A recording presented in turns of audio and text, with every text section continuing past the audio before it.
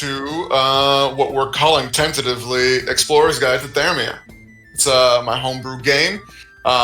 This is a follow-up to a one-shot we did back on Halloween, which was hell of a time at the Hog Heaven Inn. Unfortunately, that is lost to records due to technical difficulties, so no one will ever see it. It was just so if any of you watchers out there are wondering why it seems like we're in the middle of a thing, it's because we are. So it's like season 1 of Critical Role. They were right in the middle of a thing already. Right? True. So yeah, I didn't introduce myself. I am Sam. I am from Three Gorillas Entertainment, and I'm in conjunction also with Unnamed Production Company. So on that note, Jordan, you can introduce yourself. Yes, I am Jordan. I'm also part of Unnamed Production Company and Tabletop Dads. I am playing Colburn Ramon. He is an Asthma Warlock. Shifty dude. Sketchy dude. He doesn't share with anybody that he's an Asthma. He's got a pretty human look to him. Except for in the one shot that you will never see. He did reveal his true form out of necessity, did not die. So, he's pretty close to the vest. He's fun, he's playful. He's as close to a rogue as you can get without actually being. That's the best way to put it. Very cool. With that, CJ, why don't you give us a follow-up? I am CJ Jaramillo. This is basically my second time playing D&D. My character is Hoyt Cannon. I am a human gunslinger. I am basically a bounty hunter. I hunt down the dark creatures that still continue to roam. Basically, I am also haunted by my past, and me and Jordan's characters have a tangled history that we are yet to unwind. So with that, I'll just say, black feathers, black wings, of a lonely death he sings. Is it always mischief he brings? Listening to the raven's musings. Yeah, get used to that, everybody. The first of many. Very cool. Very cool. Clint and Kristen. Hi, I'm Kristen, and I am playing Willow, who is a cleric and a fae, which will be a new character from Sam's world. And this is only my second time playing as well. So I'm excited to play this new character. I'm from the moon kind of world of fairies, and I can shapeshift or transform into like a human and found myself on an adventure with Maxwell and are on the road together. Hi, my name is Clint. I am playing Maxwell Aku. I'm a druid. I'm just trying to do what's right for my clan. They sent me on this adventure to try and see about the evil that's coming to this land. And my god sent this fairy to help me along my journeys. So now we're just on the path to try and figure out as much as we can. All right, and last but not least, the newest addition to our group here, who will show up a couple minutes in. All right. Dennis. I almost called you Dylan. I'm so sorry. I'm Dennis. I play the human wizard Adam Dalton, who is a noble who is destined to become the family wizard, but due to a tragic loss, he abandoned all that. And now he's looking for adventure or anything to escape that feeling of loss. I'm new to this world. I'm discovering things. And I haven't played since I was a teenager, and I'm 38 now, so looking forward to it. All right, that is the group, everybody. So with that, we can just get right back to it. Last we left off, it was a total horror show. You had all, for various reasons, come to the Hog Heaven Hotel,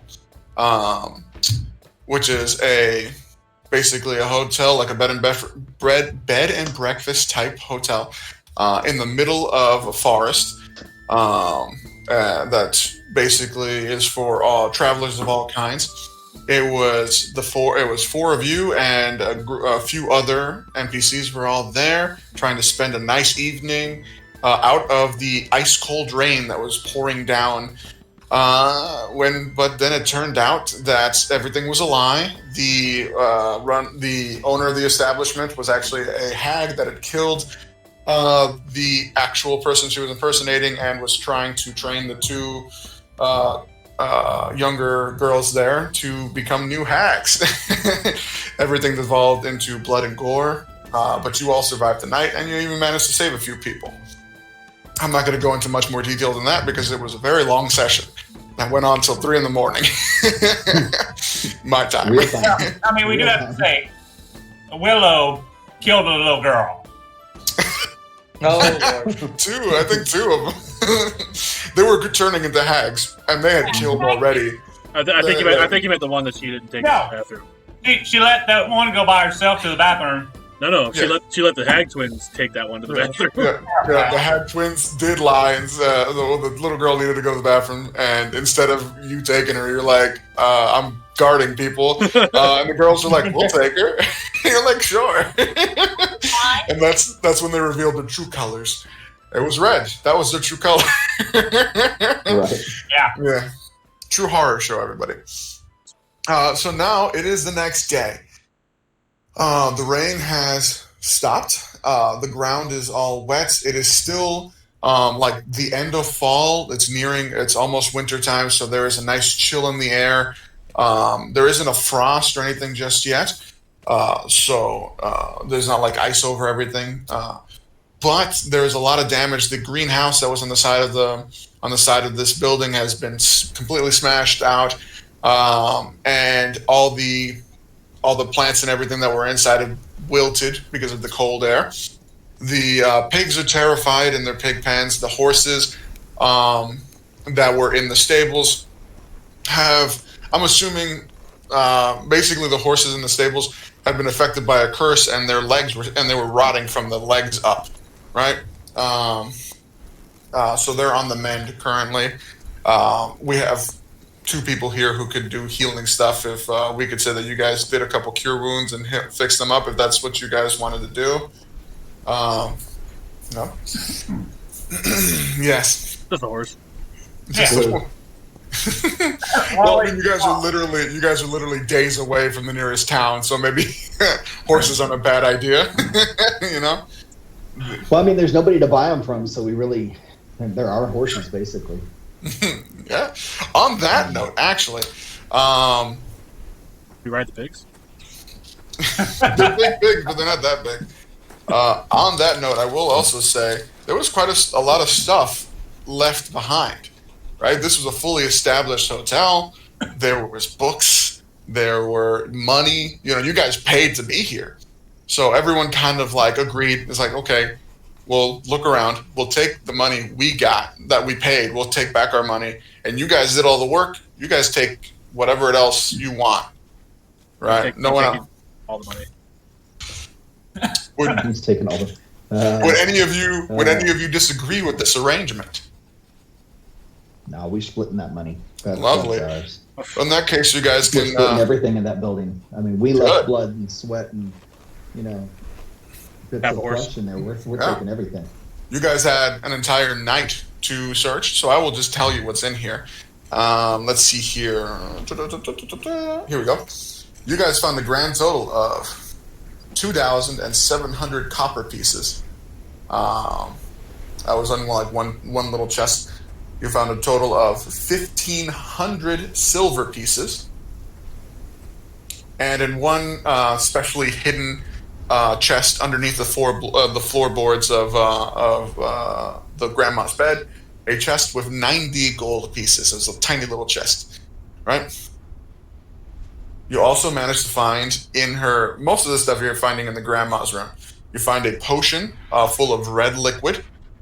It's kind of like pretty viscous liquid, and it kind of like swirls longer than it should. So unless any one of you wants, I don't know, none of you have identify spell, correct? No, I don't think so. Cool, no worries. So it's just a potion of red liquid. And you find in the grandma, which turned out to be the hag, her room was like a witchy room. It's full of all kinds of herbs and stuff all over the room and stuff. And at first it seems pretty like nice. It doesn't seem like evil in any way, but then you start turning some things over. You start like looking, like flipping portraits, and you start seeing like the evil symbols. You like flip over the mattress and you see all kinds of like fetish dolls and stuff like that all over the place. There's a small cauldron, a fetish doll. It's what you use for dark magics against people. Yes. And in her bathroom, underneath her sink, there is a cauldron full of it's empty-ish now, but like you can see it's caked with like the remains of like rotten flesh and stuff like that. It's like she was using it. Most likely that is what she was doing. That's where the curses that were affecting some of the tenants were coming from. Her dark matches. And on that note, you find a book made of I got it on this card. Found in the flesh. It's basically human skin. It's a thin book with a patchwork of hide, with a patchwork hide cover and handmade parchment pages. The it feels like a handmade book. It's like not super refined. You're not sure what the hide is, but it looks like it comes from 4 different creatures. One of them kind of looks pretty, human flesh-like. You can't really tell. On it. Yes, I love that. It does have a tattoo on it, and that's canon now. And the parchment pages are full of handwritten custom curses. This is Grandma Opa's Book of Curses. This is her homemade custom curses here. And you actually managed, just reading through it, I don't know, would any of you open it at all? Maybe? Yeah, you for sure. All over that. I've seen this movie. I know how that ends. I'll pop down in the toilet. Because it's in the bathroom, right? You said you found it? Yeah. Yeah, I'll just pop down. That movie, I'll pop down in the toilet and be like, a little bit of light reading. I carry around a shotgun. Yep. In here, you find full-on actual recipes for curses. The curses such as rancid mouth, bone white hair. There are bugs under my skin, tongue-tied, impotence. Pretty straightforward names. Yeah. And they come with recipes attached to them that anyone can do, even you. Something like rancid mouth only requires you to make a brew of rotten fish, fruits, and vegetables. Needs to have been brewing for at least a week. Doesn't need much heat. You just leave it out in the sun, basically. Then you're supposed to inhale the fumes that are coming off of it and steal a kiss from the intended target, and their mouth will turn rancid. This is like Curses for Dummies. Curses for Dummies. Now this is legit. Perfect. The right person. These are legitimate magical curses that you can do to people, regardless of whether you're magic or not. Yeah, I'll keep that. I'll go ahead and slide that right in my bag. Fantastic. You need to go find it. I was hoping one of you guys would take it. Oh, he put it in there. I'm sure you were. So, and on that, aside from that, everything else you guys find is pretty obvious. There are roughly a dozen pigs, roughly 6 horses that are all in pretty good condition now, even though they were pretty terrified from all the damage they've taken. There are 6 carriages that are of various designs. Some full carriages, some are just carts. There's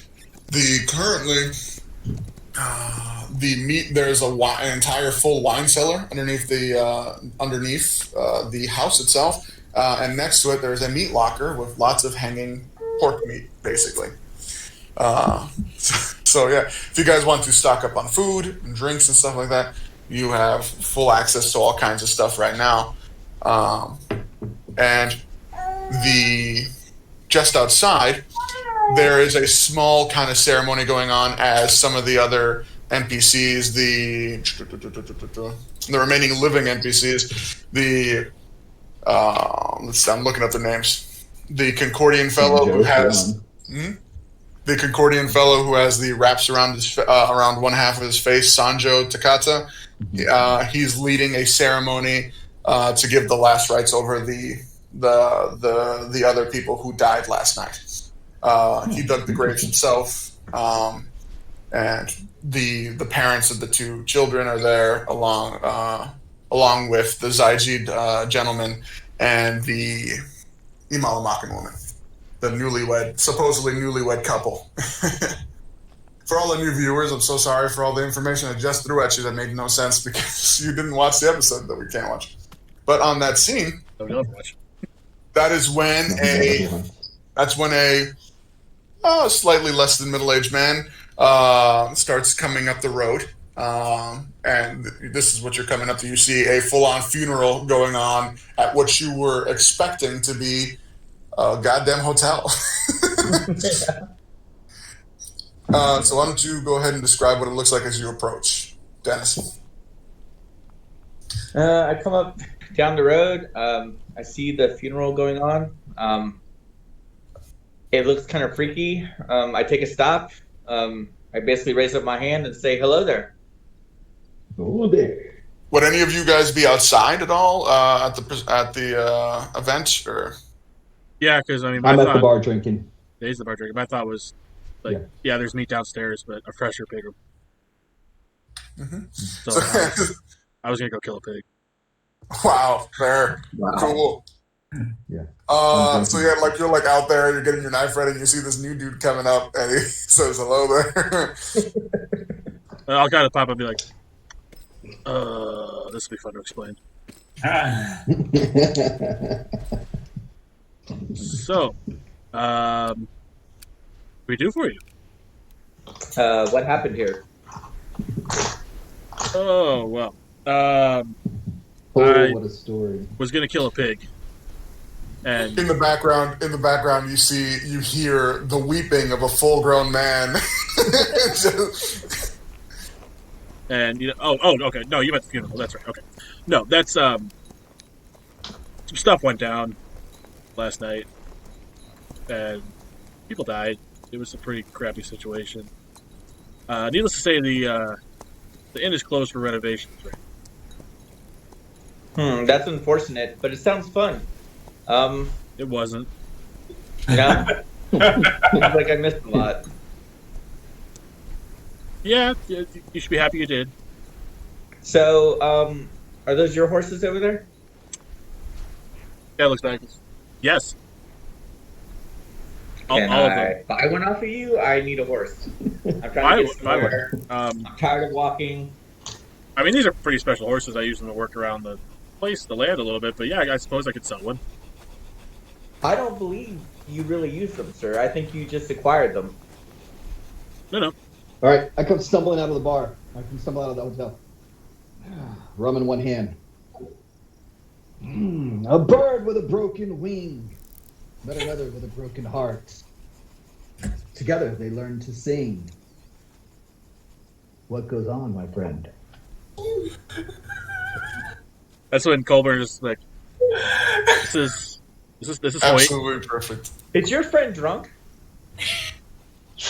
I haven't known him long enough to know if this is actually him or if he's drunk. Well, is he such a good sir to pour me a drink? Yes, you know what? He can go pour you a drink, and I'll go figure out a price for the Drink with me, horse. friend. Drink. Let us drink. All right, I and follow be merry. CJ. Or talk. Or Let's go talk. converse over poetry. You guys, Hoyt takes oh shoot, what's your character's name? I have it written down. Adam. Yeah, Admon. Hoyt takes Admon inside where Willow and Maxwell, you'd probably, if you guys are inside, you'd see this new gentleman being taken inside. So if you got any reactions to that, he just seems to be being led by a drunk Hoyt into I lean over to Willow. He's about to hear a bunch of poetry. Wonder who the new guy is. I already feel sorry for him. You, sir. What is your name? I am Adam Dalton. And Adam who are you? Dalton. I am Hoyt Cannon. And these So, can I buy a horse off of you? horses. What horses? What do you? Oh, you mean those gimpy things outside that have like half legs or something? They're still feeling. They need at least a little while for. I'll walk into this way after walk behind him, and as he started telling this after he asked about the horses, I'm gonna kick his barstool off from under him to shut him up. Whoa! He's drunk. He doesn't know what he's talking about. Broken. The horses are fine. Oh. Well, it looks like your friend needs help up. I give Hoyt a hand up. I'm fine. You're fine? Happens often. Yes, happens all the time. It's fine. So tell me, good people, what mission or quest are you on? I mean, what happened here? Well, I mean, honestly, we all kind of met here last. Yeah, the hags.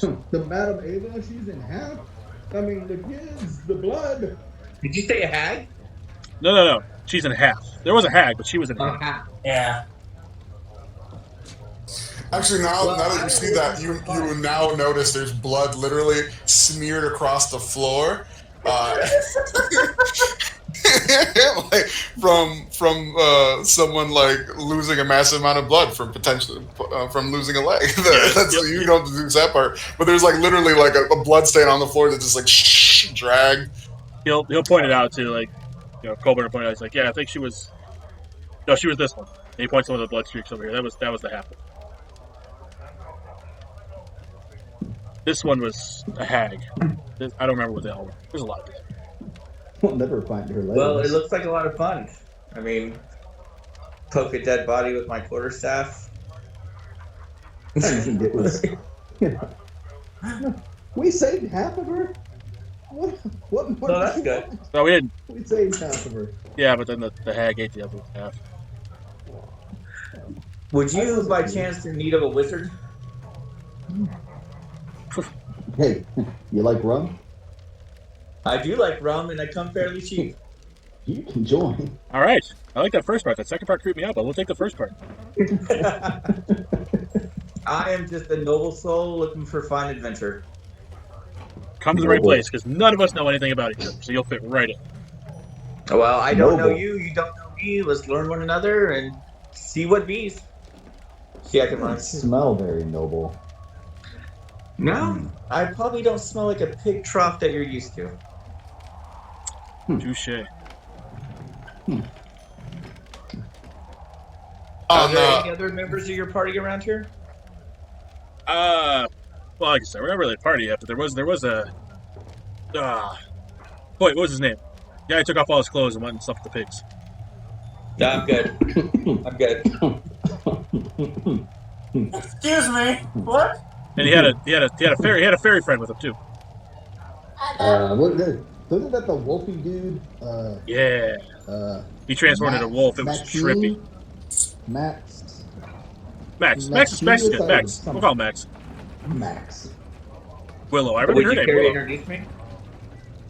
At that point, we hear y'all talking, and we kind of just look up, and I give a little wave. Can I say that before I even show up, that I transform into a wolf? Can I do that? Of course, yeah. You got a brand new day. I'm walking in as a wolf. That's an introduction. You see a full 150-pound wolf just like stroll into this home from upstairs. Just go down the stairs. It's Maxine. I think you said you were a pitch black wolf too, right? Yeah. Yeah. So then, Who let the dog in? What establishment lets pets in here? What? I shift back and I'm fully nude, and I shake his hand. That's little Aku. Pleasure to meet you. Likewise, sir. Likewise. I told you it was Maxwell Colburn. I told you. Yes. I knew that. I can hear y'all babbling at the top. Well, to be fair, there is a hole in the roof. There's a couple. And a lot of blood. We did blow off. Tons of blood. Yeah. Holes everywhere. Yeah. So yeah, this is Max and friend. This is. I didn't get your name. What was your name? Adam Dalton, sir. Dom. This is a Dom. Dom's a wizard. Nice to meet you, Adam. Nice to meet you too, good boy. May I ask, what brings you here, of all places? I am in search of fine ale and a good bed, but it seems you have ruined that for me. The bed But is not a thing here. The ale we have. Yes. I mean, I would technically, I'll gladly be. take a mug of ale. There's not near as much ale as there used to be. Just saying. Well, we'll be Well, whatever is left. The proprietor of this establishment is no longer in ownership, so the wine cellar is kind of free We do grabs. have a wine cellar. Oh, I am used to fine wines. No, I am just going from town to town looking for adventure, and it seems you guys are very unique and bloodthirsty. Should be interesting. Yeah, bloodthirsty. We'll go with that. Bloodthirsty. And you have a pet Surrounded wolf. by magic users. Yes, we do have a pet wolf. Who is very trained, Yeah, he does some cool tricks, doesn't he? and he can talk. I sometimes still be on the floor, I'm sorry. Yeah, I'm still fully naked. Yeah. I'm still fully nude. And It's a little cold in here. Hey. nice to meet you. I can see that. Cold outside, okay? But We I will haven't gladly figured out the lend you heat my skills. situation yet. I will gladly lend you my skills as a wizard in exchange for a horse. That works. We were gonna steal the horses anyway. Here, Oh, look, so they're not here's some- yours. Here's some No. rum. That'll warm me up a bit. No? No. That seems generous enough. You did the work. I help you. You give me a horse. Well, to be fair, I'm not normally a nice guy, but obviously these people have been through a lot of crap. I think we owe them at least a couple horses and a carriage to get the hell out of here. No, we just need to leave. No, I'm saying we don't have to hook This up. place is Just cursed. leave them a carriage and a couple horses. You're not going to One let of the these dog people into that's a the good carriage, are person. you? It's I'm not a dog. I think he's back in human. Are you back in human form at this point? Yeah, I'm naked. Okay. Not Oh, one yeah. of them is Holy worthy man. of helping. When he turns back into a human, he's just butt ass naked. Yeah.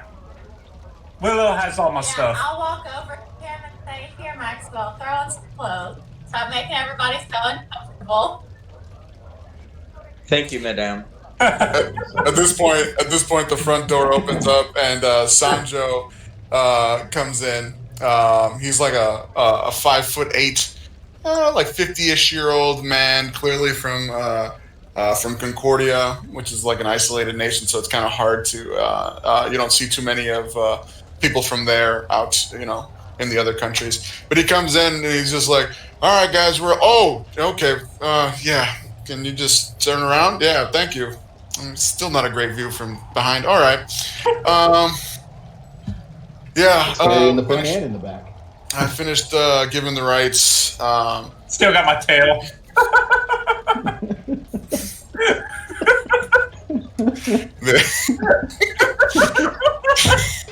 That's very good. That's very good.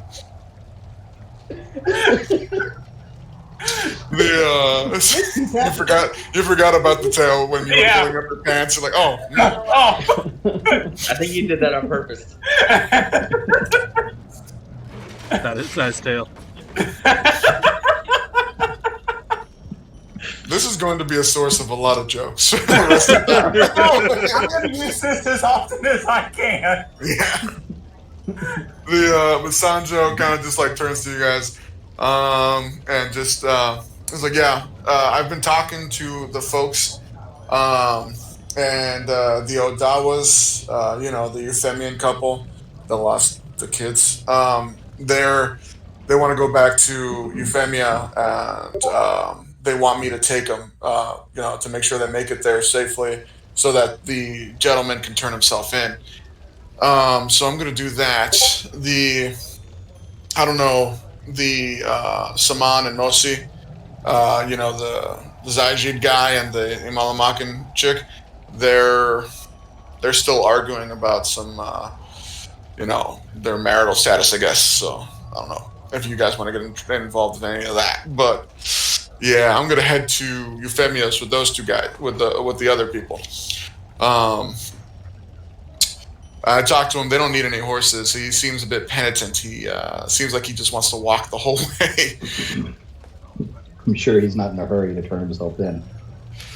He actually is. He's seen. I don't know if he's seen the errors of the way so much as knows that his life is completely ruined and just feels like spending the rest of his life in jail instead of on the run in the Badlands.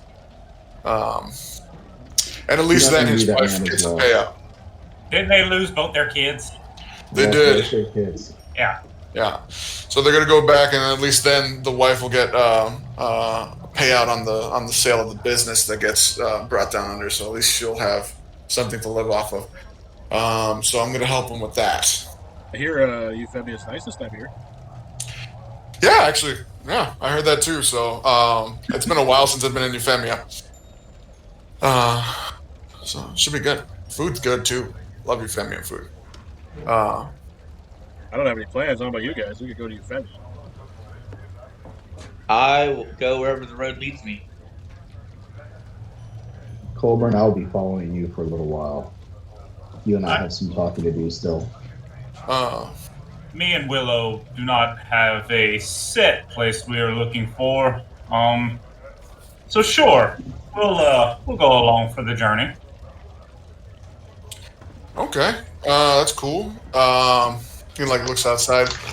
I don't want to. Those two kind of that newlywed couple.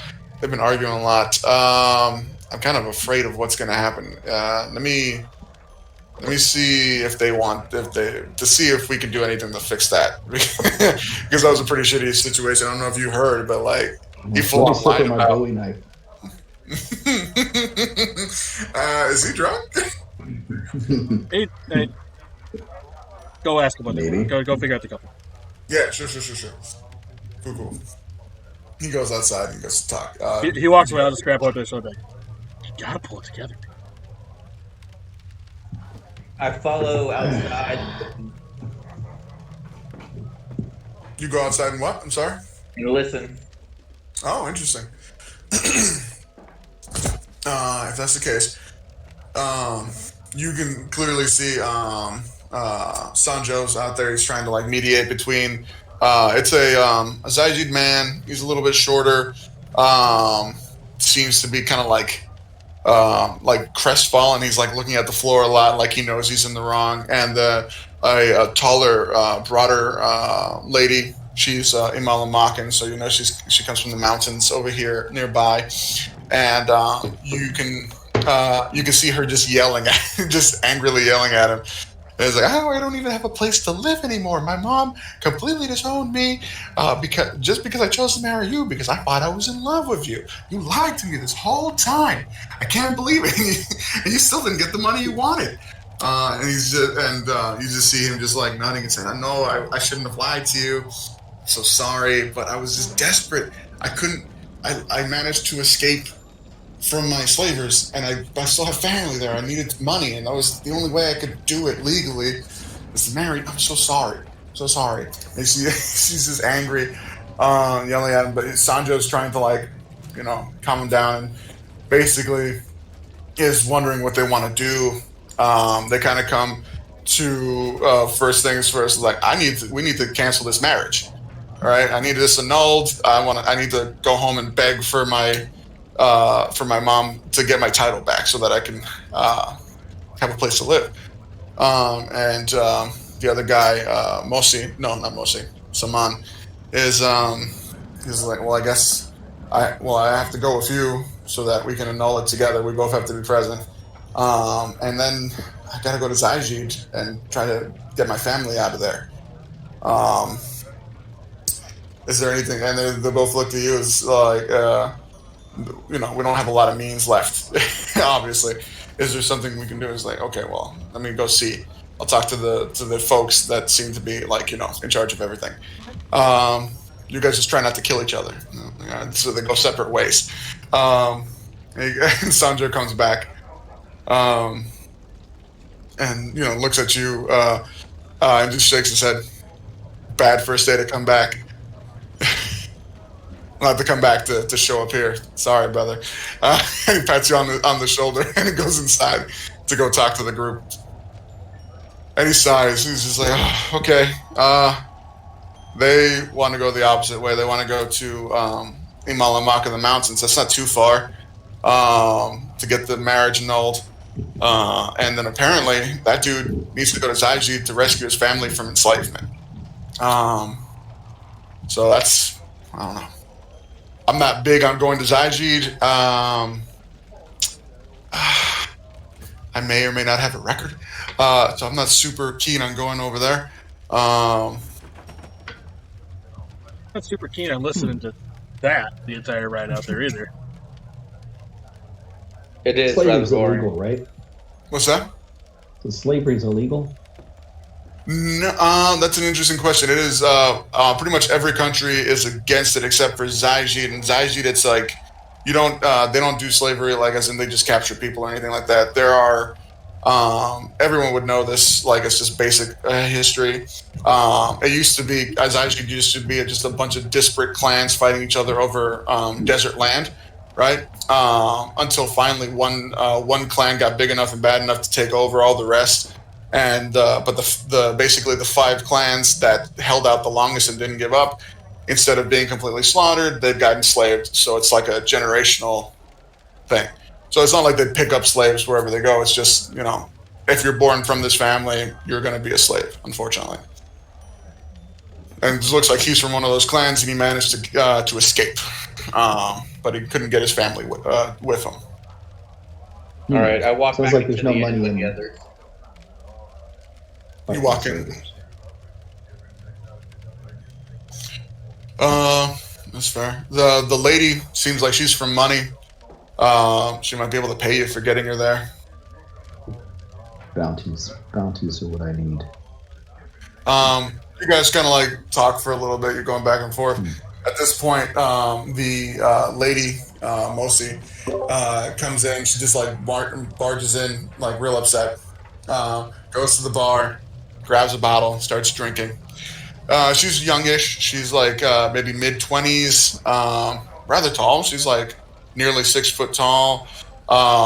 She's got long, straight black hair with kind of like steel gray eyes. She like takes a deep swig. And she looks over at you guys. I don't think I had a chance to thank you for saving my life. I really appreciate that. I would have died last night, specifically, if it wasn't for your magics and your help. No, thank us, ma'am. I appreciate your humility, your humbleness, I should say. But I've been lollygagging for a few months now because I've been infatuated with the wrong man, apparently. But I got my head straight now, and I know what I need to do, and I need help. I don't have money right now, but I can offer you lots of money. I'm from a silk sewer family. My name's literally Mosi Silk Sewer. If you could help me get back to my home and convince my mother to take me back, I can offer you. And she kind of like does some math in her head. 1,000 gold pieces. I slide over next to her. So, my fair lady, you're not with him anymore? Roll persuasion real quick. It's disadvantage because she just had a real bad breakup. You slide in the DMs. What do I need to roll? Persuasion, but I got like a nat 20 on inside check, so I don't know. Oh, You gotta roll Right. a cojones check. that's 12. 12. She looks at you up and down. Oh, you transformed. It's like I can do it again. no, you did transform last night. She saw the whole package. So she looks you up and down. It's like it's been a while, but I need to keep my head in the game. So I appreciate the offer. I can I'll do sit down that. on the other side of her. Oh God. Grab me a shot of rum. She doesn't want the prince on the white horse from the storybook. She wants a warrior in armor of black, smelling like war and moonlight, I pick my fighting hand up. for and love with a sword of fire, and her on his back. I'll guide you, my lady. I I will. walk away. I pour myself a drink. Me too, but like eagerly because I want to watch him fail. Roll persuasion check. Like I'll pour mine and I'll pour Adam and be like, let's like not take my eyes off of what's about to happen. Yeah, just 17. Let's see, persuasion. Do I have? Roll a disadvantage because she's had, again, a very bad breakup. Okay. So disadvantage is I roll twice and take the lower. Yes. Right. Roll twice and take the lower for disadvantage. So it's going to stay 17 because I rolled a nat 20 on the second one. Wow. Fantastic. So your 17 turns into a what with persuasion? It stays at a 17. I don't have persuasion. That is exactly right. I roll for my insight. She does seem to be like 2 offers in one day. That's not bad. But then she's just like, I'm not really into hairy backs. Based on the poem you just read her. Let's keep it professional for right now. No, I simply meant to offer my services to guide you on your way. And she like holds That's up. all. She holds up a bottle of scotch and takes it like the clink, and she takes a swig. It's like, good. I'm glad you're also amenable. And besides, you guys need to be paid for your services anyways. That was truly incredible. I was choking on coins. That's insane. My throat still hurts.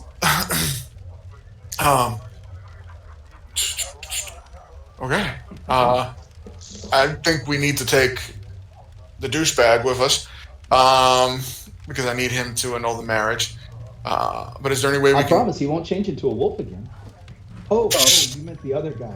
oh, Hold on. Aren't you the same guy that we needed to shoot something and you couldn't do it? Aren't you a bounty hunter? I shot everything. What are you talking about? There's holes there. There's holes there. There's holes there. I shot everything. Oh, yeah, those termites are gone now. Hey, I swear I'll butt in when she says I need him to annul the marriage. I'll butt in and be like, well, we can up the gold a little bit. I have a very particular set of skills. We don't actually need him. I take another shot. She could become a wizard. Just saying. I'm not saying we kill him. I mean, unless you really want to pay for that, we can kill him. But I'm not saying we kill him. I mean, you could roll at advantage. This sounds very interesting. Roll I persuasion. would say that it is easier to divorce if the spouse is dead. That is a... It's easier to be a widow than it is to be a divorcee. 21. Yes. 21, huh? Well, annulment wouldn't be divorcee. It just would have been a cancellation of the marriage. Like, No. I'd be fully okay again. Interesting. That is a very interesting proposal. Exactly what would you do? In detail, please. Like what? You were married to the magic guy, right? Yeah. Well, see what I can do. Give you a little taste of it. Be like, points to Adam. Come here. I raise an eyebrow, look at him. No, you won't get hurt. I promise. Come here. I'm here. All right, now. Close enough. Set down his glass. Be like, just watch. And he takes his hood. And he pulls it down and pulls it back up, and he looks exactly like Adam. Oh, very fascinating. That can be useful. No. I am Hold a on. fine See, fellow. What you realize now is this the first time you see, before you revealed that you were an asshole. You just now revealed that you can take on the form of anyone you want. Yep. So, my eyebrows and the hairs on the back of my neck have both raised. Yeah, but you're drunk. You don't know what's going on. So your plan is to take the form of the spouse to go through the divorce. There we go. And then she doesn't have to ride with someone she doesn't like. We can make a little more money. And what do we do with her spouse? Don't tell him we're leaving. So he just stays there alive? Honestly, a live mouth is worse, to have around than a dead mouth. Now you tell me. If some guy came up to you as the authorities and told you this guy stole my identity and annulled my marriage, you gonna believe him? Depends on what situation I am, but I'm not in that situation. They are. Look, I don't want him dead. I was just being fanciful. I don't want anyone murdered. There's been enough death. You need to sir. I guess we could just bring him with us. It's fine. Go. Madam, I've heard your family name. You do have money. I recognize it. But if you leave this man alive, he could come and take your estate later on. Not if He we could just challenge annul your it. estate. Not if we just annul it. I don't think you haven't met my mom. They wouldn't allow for that kind of a thing. But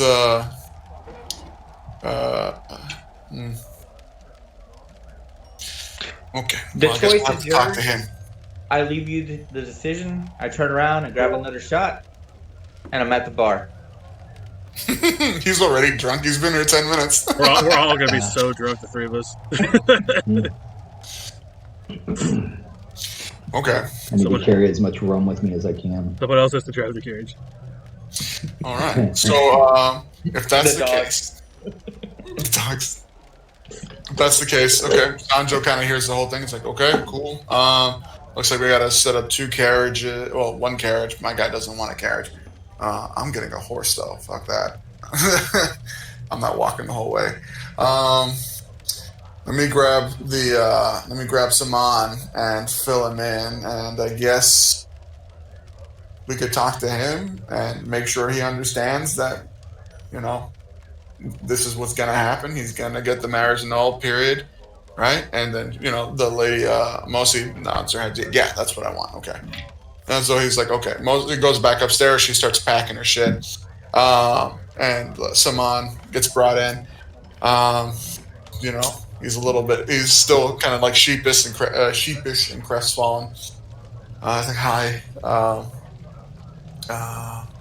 Thanks for everything. Last night, you guys were amazing. Truly. It's not something I could have done. So thanks for saving our lives. I don't think I said it last night. I was in shock a bit. Sanju says you guys wanted to talk to me about something. You can just sit on a chair. You guys sit me on. Okay, it's on a chair. Did he sit at the bar next to me? He's just standing. He's standing like in the best position to just like look at all of you. So he's like, if you're at the bar, he's like in the living room just outside the what's that area called? The den area that you're in. Me and Willow are sitting at the same table we were sitting at whenever all of this began. So you're taking like behind him. He's like looking over his shoulder. Like, yeah. I joined Wolf Boy and Willow at the table. Sorry. Team Wolf.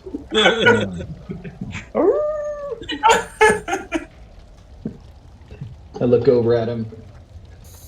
You, sir, are an ass. I'll be like, here, That's all clink I glasses. That's all I have.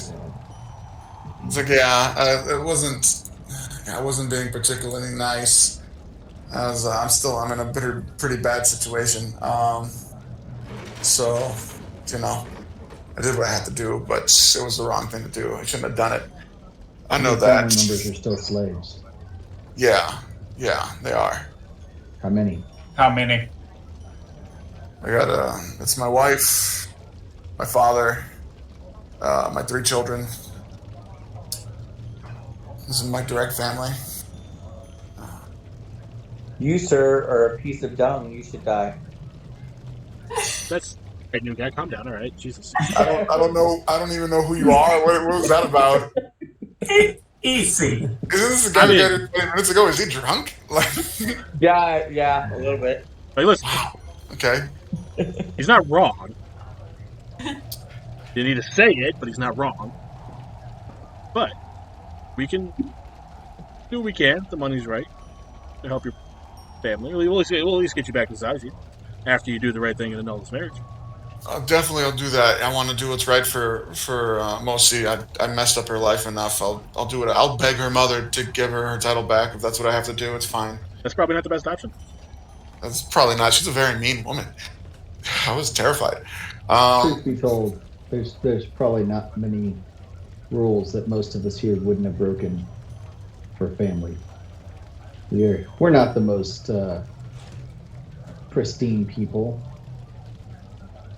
I do not like you, but Okay, I mean, it's the opportunity you arises. barely know me. we may That help seems you. harsh, but okay.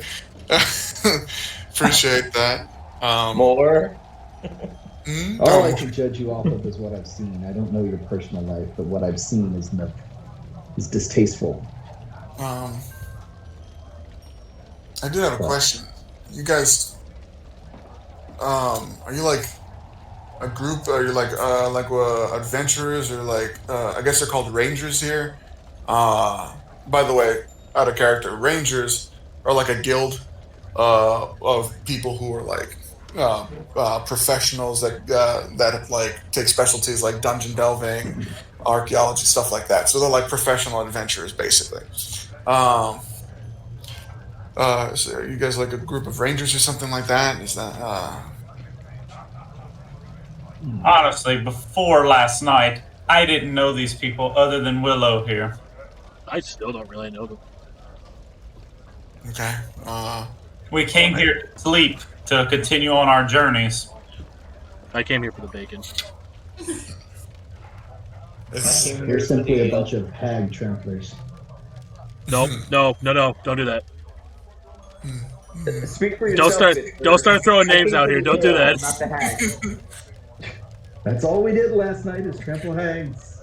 Just saying. Except we didn't. also, out of character, hag trampler seems like a problematic name for a group. I don't know if we want to do that.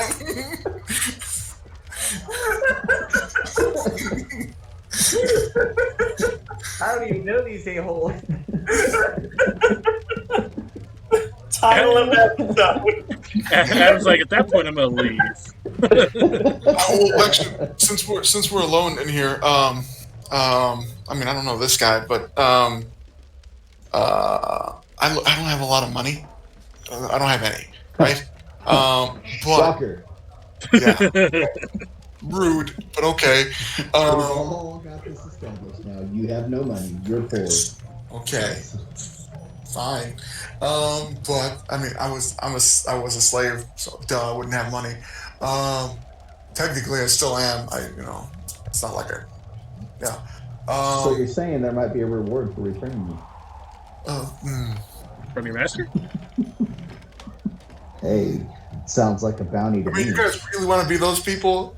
Like he's saying, it's like, how about this? You guys seem to be very adept at a specific set of skills that involve murdering things, and finding things out. I happen to know quite a bit about the people who, were enslaving us, and they have lots of money. So the process, I'm just saying, if you would find it in your heart to help me set my family free, that process might involve the procurement of vast riches. I'm just saying, it's an option. I don't have a heart. I do like gold. I feel. He said nay. That's not a guarantee. No, but if we don't get the gold, we can just kill it. I feel. He said it's our particular set of skills, right? They are. It is our particular set of skills. They are human here. I mean, they're human. I mean, they asking for our help regardless. I feel as though if it is in our path to what we are trying to accomplish, whatever that may be, I mean, if it's not out of our way, then we should at least try. Leave it to Maxwell to be such a good boy. Would you like me to wag my tail for you, drunkard? No, I'd like for you to stop shedding everywhere. So the two options is to help her along to her family to be divorced, or You can do help both along the him way. Yeah, we to, can do both. or both, either or. I was gonna say, Imalamaka is on the way to Zaiji. They're literally right next to each other. And we have to get Sounds them like a involved. profitable adventure. I would recommend it. And if he acts up, we kill him. Ooh, this guy's gonna fit in. I'm still right here. Like, You didn't need to say that while I'm still right I'm here. glad you heard me. oh, You're- no. Shut up, you're a slave. We You don't have want an you opinion. to know exactly. Okay, I'm gonna go outside now. On this. And don't go far. You're an asset. Sure, you're under our protection now. I need to rethink a few things. Don't wander away. Just remember, my gun fires faster than you run. That may be true, but he won't hit you. Look, I never missed last night. I'll have you know. So you were aiming for the hole in the ceiling? I didn't put the hole in the ceiling. That wasn't me. What there? Guns, how barbaric. Oh, wait, that's right. He just couldn't help kill anything. That's what it was. It's not that he I just missed. couldn't do He enough just couldn't damage. help. That's what it was. So, are I we think in we determined agreement they that did we're half the going to damage. help both of them to the profit of all of us?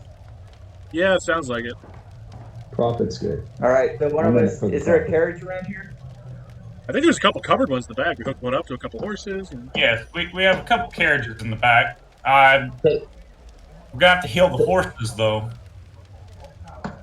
We'll leave that to you, Wolf Boy. Yeah, I was gonna say we can say that you guys healed the horses up after the whole mess last night. Okay. Yeah, it's not that big a deal. You would have wanted to heal them as soon as possible since they were in pain, you know? You're I one would of assume the- you like animals. Sure, you gonna shout them. No, not that I don't want to get to know you, but I'm gonna ride my own horse, just privacy's sake on the road. I don't ride in carriages with dogs.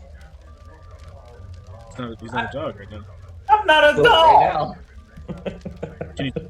Okay, actually, I'll look over and be like, well, he seeing can. as how you're new here, you can walk then.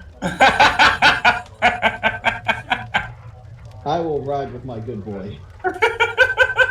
I mean, he can. I'll look over and be like, can you change it to anything else? Yes. I can change it to a couple of things. Just There my you go. wolf, my wolf form is what was bestowed to me, and it is the one I feel the most closest to. That's impressive, sir. Yes. All right. Well, Yeah, let us get it's- ready for our adventure. It sounds fun. Oh, now I'm gonna go finish killing the pig. Out of character. I'm a man of bacon, so the more bacon, the more merrier. Fellow Ever order had- of the ever pig. had- Yes. Ever had bourbon glazed pork chops? Man, I have Making been, sir. mean bourbon glazed pork chop. I have to stay another night and sleep this off. What were you gonna say, Clint? How big is the carriages? How many people can ride in them? Are we able to Yeah. fit all these people? You got one that could fit a total of. There's one big one that's a covered one that could fit 6 people. Kind of like, kind of tight. How many horses would we need to draw that carriage? 2. There's 6 How many horses horses do we total. have Yeah, left? 6 horses You got overall. 6 So that's horses. 6? Yeah. I'm taking. So, the I'll take other, one too. I'll ride next to Colburn. the other people that are leaving. The other group, Sanjo is taking the Euphemians. They're going north. Are they taking any horses? They took Uh, one, right? No, No, they're they were going taking on one. They're taking one Yeah. horse. Sanjo didn't want to walk. So it's 5 horses, 2 for the carriage. These are That's 3. 3. And we can load one down with wine and. Yeah, Wine and rum. So if and bacon. 2 of us are riding And bacon. horses, then that leaves 2 to pull the Yeah. carriage. the couple. Well, I'm saying the one's riding. Oh. That leaves the couple, Willow and Maxwell, and then we need one. We could have one more person riding on a horse, and then we could put all the rest of the gear inside the back of the carriage. I don't know, Mr. Noble. Do you know how to ride horses? I do, good sir. And what condition is this carriage in? You can. Well, it's only the one. You can kind of tell you're proficient in land vehicles, so you can already kind of tell that it seems like it's in decent condition. It doesn't seem like it's like messed up or anything like that. No obvious issues with it. You don't see any cracks in the wheels or anything like that. It's I not like look at everyone and ask who else can drive a carriage. I can ride a horse. I could. I can. Well, either I drive the carriage or you do. Do we want the Fae driving the carriage? Do we want the new guy driving the carriage? I'm not sure I'm okay with either one, honestly. I don't know. When you I drive don't the know. carriage. I don't know if your character knows that she's a Fae. Yeah, I don't think we know she's Fae. We've never really delved into She's it. never went out of form yet, have you? No. No. Oh, that's a good point. You guys didn't even see her fight. During. Oh, that's true. We didn't You see guys. her, like, We were in the greenhouse. butt over Yeah. there. Yeah, whenever Let me she settle this. It is my duty as the man and the wizard to drive the carriage. Love it. Oh, he's one of those. Yeah. He's a Very noble. cool. What'd you expect? He's a noble. So I will say, metagame wise, you guys can just from like knowledge of the land in general. There might be a map nearby. The area she needs to get to the Malamakan mountain range. It's a 10-day trip on carriage, right? That's ideal. And a 2-day trek through the mountains, right? Which you can still, for the most part, use the carriages to get to like where our home is. So you're looking at like 12 days total, supply wise. We're gonna load up that carriage at least one Really, person yeah. to see worth. Yeah. Realistically speaking, you can load up. You have a nigh like unlimited supply of food and water that you can load up into this thing. Supplies in general. As it goes by food and stuff like that. There's not like equipment around here really. Are there no civilized areas between here and our destination? Oh yeah. There are plenty of towns. The nearest town is probably 2 days away. How many So we pigs are in the really pen? only need to take. About a dozen or so. Get to work.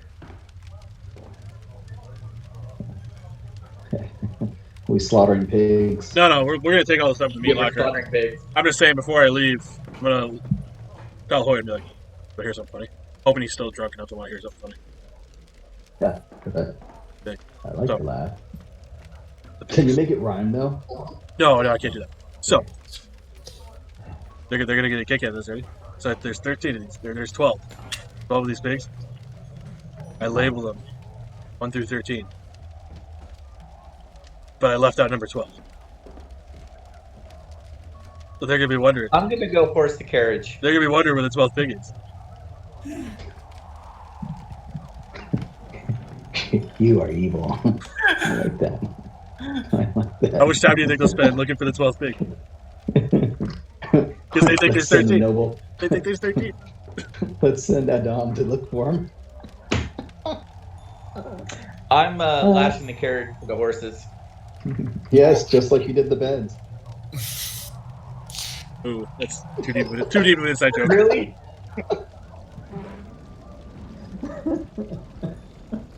Someone better inform our asses that we're gonna be leaving soon.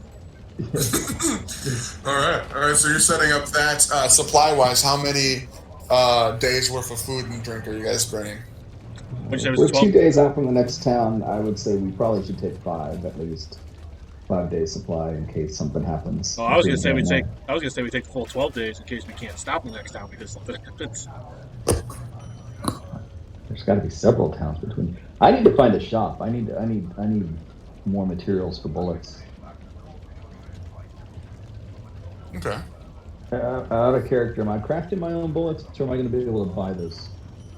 Especially You'll be able to buy them in some places. Basically, it'll be at like guild established locations.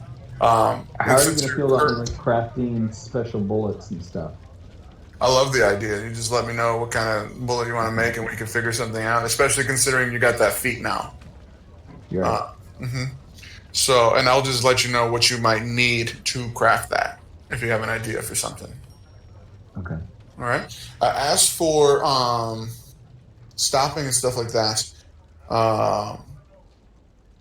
basically, I have like a different way of doing travel. Well, I'll just make each of you roll something, and each one of those things will pertain to a different part of your trip.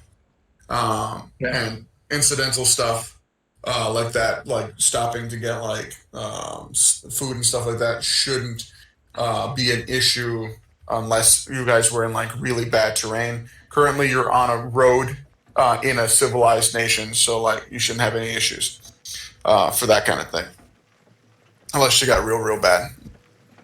All right. Cool. So, are you guys taking any of the pigs, or are you just leaving all the pigs? No, I did my thing with the pigs already. You killed You them all? butchered all the pigs? No, I told you I wrote out them 1 through 13. Yeah, and what, you just set them loose or something? Yeah. Oh, okay, cool. Just a bunch of wild pigs that are gonna have to go wild to get eaten. I track them all. They immediately turn into giant boar, like from like Princess Mononoke. No. Cool. Did Okay. you think this through? I didn't know they turned into magic pigs. Okay. Wow. Oh no. All right. So in that case, you guys gear up. You load up. At least you guys load up 12 days of supplies. It's pretty big, but like you guys basically have like casks full of different types of like alcohol mainly, yeah, and just like another barrels full of dried meats and stuff like that. Basically, it's just a bunch of pork, right? That's the main thing they had. Aside from that, yeah, Sanjo comes up, shakes all your hands, says thanks again for everything, and may Kinskindle's light shine upon you and protect you all. Yeah, I'll grab one of the bottles that I took from the wine cellar. We'll hop on, start riding away, and I'll look over and be like, "Hey, hoity-toity, start entertaining me with some of your pros." I think I've got one in here somewhere. Let me. It's a long ride. Hope is a thing with feathers that perches in the soul and sings the tune without the words and stops at all. Pretty good, right? It's not bad, not bad. Yeah. All right. I got more. No, I'll take another swig. That's 2 minutes of my life I don't get back. Just add a character for a minute. Am I driving the carriage? You're driving Yeah, that's what you said, right? Yes. So where's everyone else at? I think it was decided that you'd be driving the carriage. You have the two NPCs in the carriage. You have Clint and Kristen's characters in the carriage, and then Hoyt would be riding on their own horses. Yeah. Okay. I want to put my hand on his leg. Who drives? Never stops it. Who's like? Yours. It seems the words. I look down and I feel awkward, and It never stops. I kind of lean over. What are you doing? Oh, sorry. Huh? He's over there making up poetry. I love this. This is fantastic. I don't know what's more awkward, the poetry or the hand on my leg. I love the hand on the leg because it's such a Poetry. like. It's a small thing, but it's the most uncomfortable thing in the world.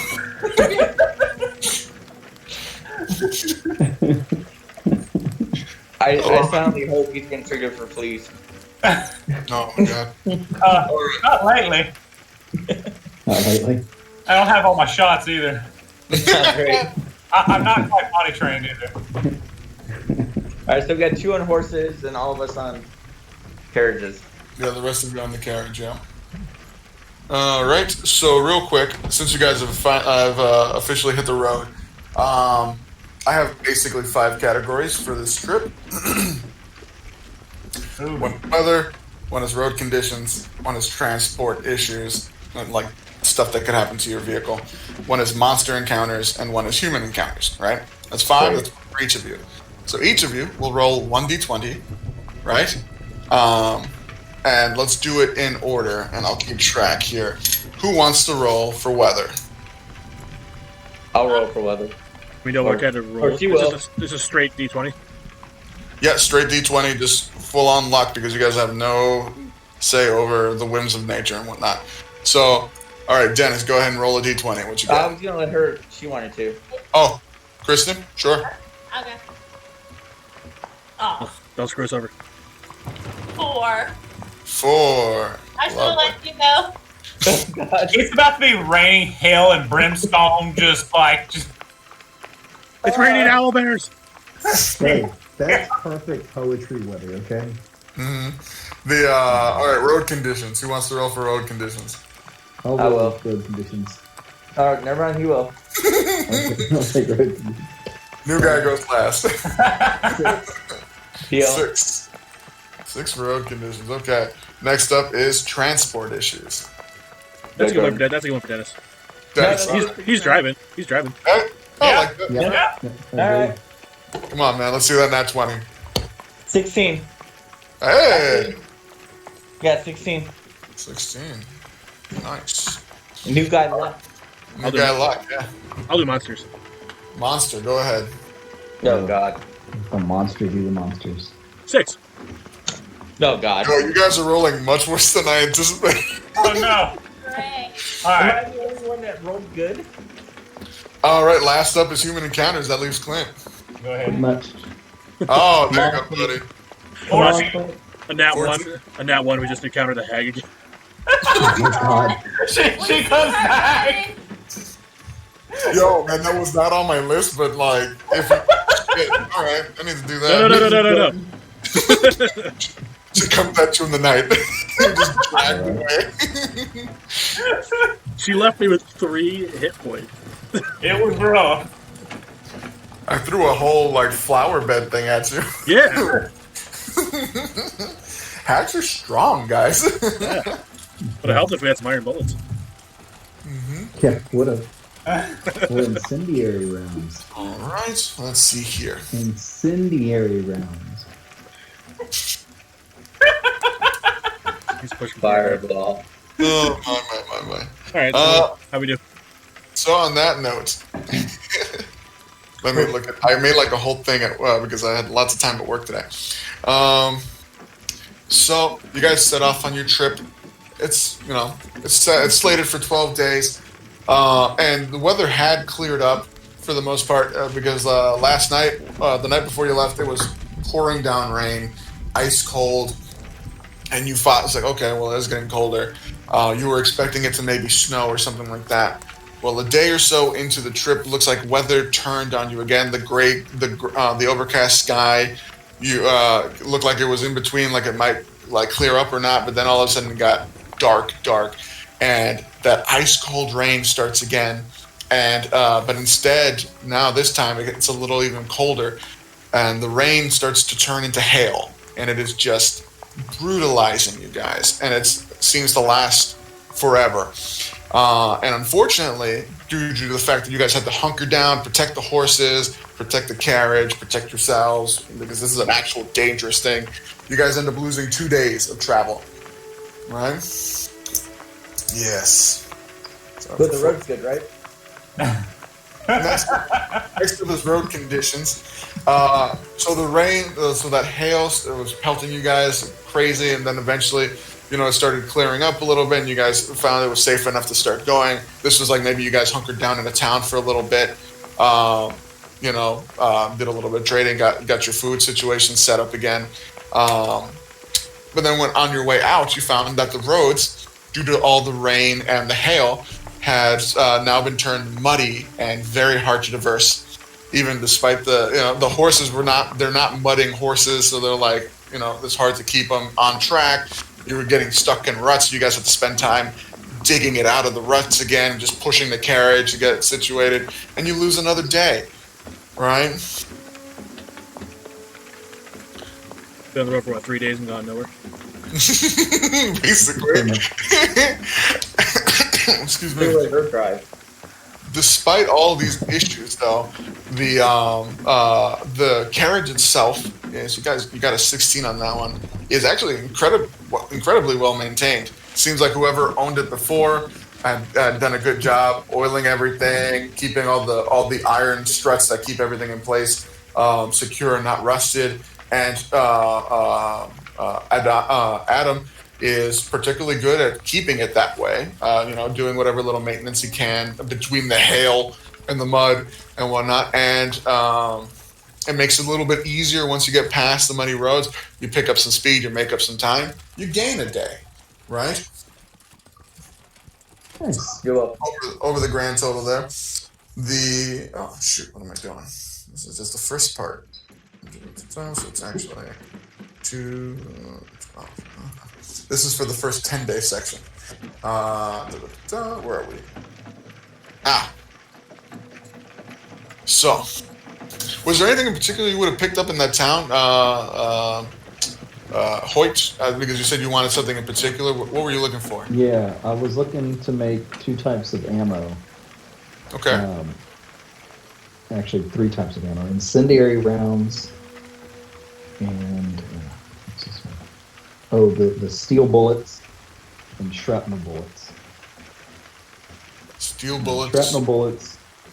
Shrapnel bullets are made from glass or obsidian,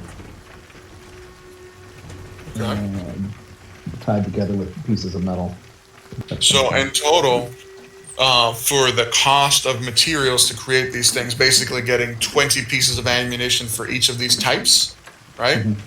is going to be 2, 4, 6. So before we go that far, did we split the copper and silver Nope. and gold? No. Because I didn't tell anybody that I was taking everybody's money. I was gonna say, this is like you guys searching everything. Like that's like you guys all knew because you guys got your money from the coffers back, right? Yes, everyone went to the coffers, got the amount of money that they put in first, and then they decided you guys would split up the rest. So they knew that you guys had the money, right? So you might not have split it up, but they know that it exists and that. We know you got my money. Where's my money, man? Where's my money? All right, All my money, let's man. pull over. Let's get in What the car. money do you speak of? Let's get in the car. I'll give you some. You're not involved in this. You did No, not he can suffer have with some. us. I don't want to know. All right, I'm generous, but I do not need your money. so I'll sit down in the back of the carriage, out of the hail, and split up stacks of coins for everybody. So that would be I have it in half already. 540 copper per person. 548. No, 540 coppers. 540. That's for you guys, right? Not me. No, I do in there. No, he's splitting it between all of us. So how much was it again? So One more time? 540 copper. Yeah, per person. And then we would each get 300 silver.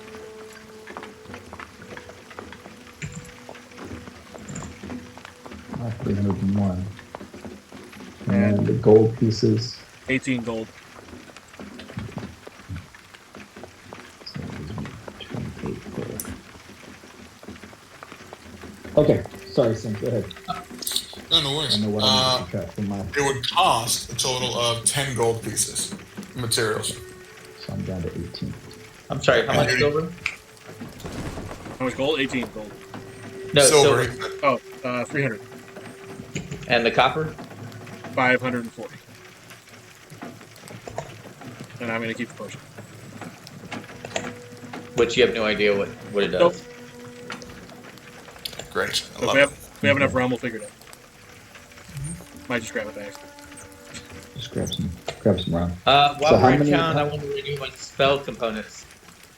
it. Sure, yeah. How much does that cost? Just regular spell component.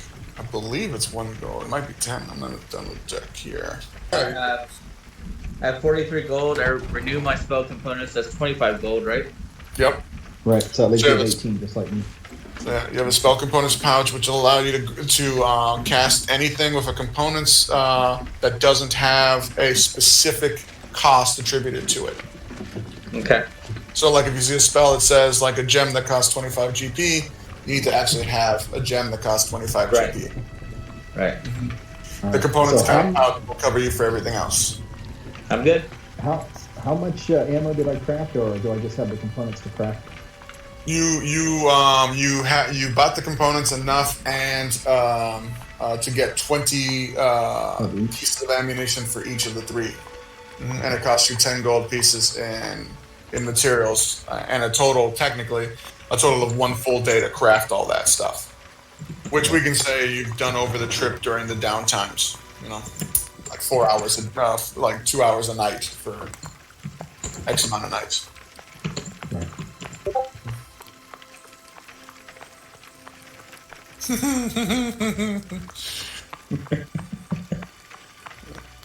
If I check the chat, everyone, so that you can be up to date. And you've got me down for incendiary rounds, iron rounds, and explosive rounds, right? Yes, incendiary rounds are explosive. It was incendiary, which are explosive rounds, and then you said shrapnel rounds, right? Right. Which are like obsidian stuff. That's and then the iron rounds. Yeah. Okay. So I've got standard bullets as well. Yeah. Yeah, exactly. So just so you know, rules wise, the explosive or incendiary rounds, if you call them, well, basically when you hit a target, it'll do the damage of a bullet plus 1d8 fire damage to it and anything within 5 feet of it. They got to make a dexterity saving throw for half. The shrapnel bullet will force them to make a Constitution saving throw or take 1d4 bleed damage every round until they make their save. Okay? And then the iron bullets are just regular bullets, but they're made of iron. And if they hit a fey creature that has a vulnerability, there you go. All right. You said it's 1d4 every round? Yeah, they they make got to make a a Constitution saving throw until they finally make their save, yeah. The iron does what to say? It'll overcome damage reduction. To fey creatures.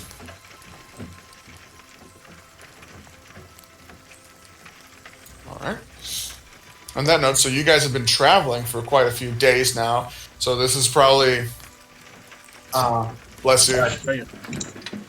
So it should have been a 10-day trip. It's looking like a 12-day trip now. You guys are like on day 8.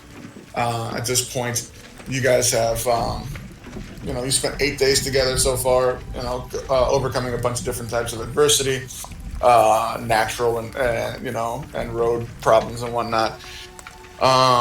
Currently, it's nighttime. You guys have set up. There's no town nearby to park at, so you guys are just out in the woods. You're in a section of the woods where you guys are in Calusa, right? This is one of the major nations in this side of Thermia. It's very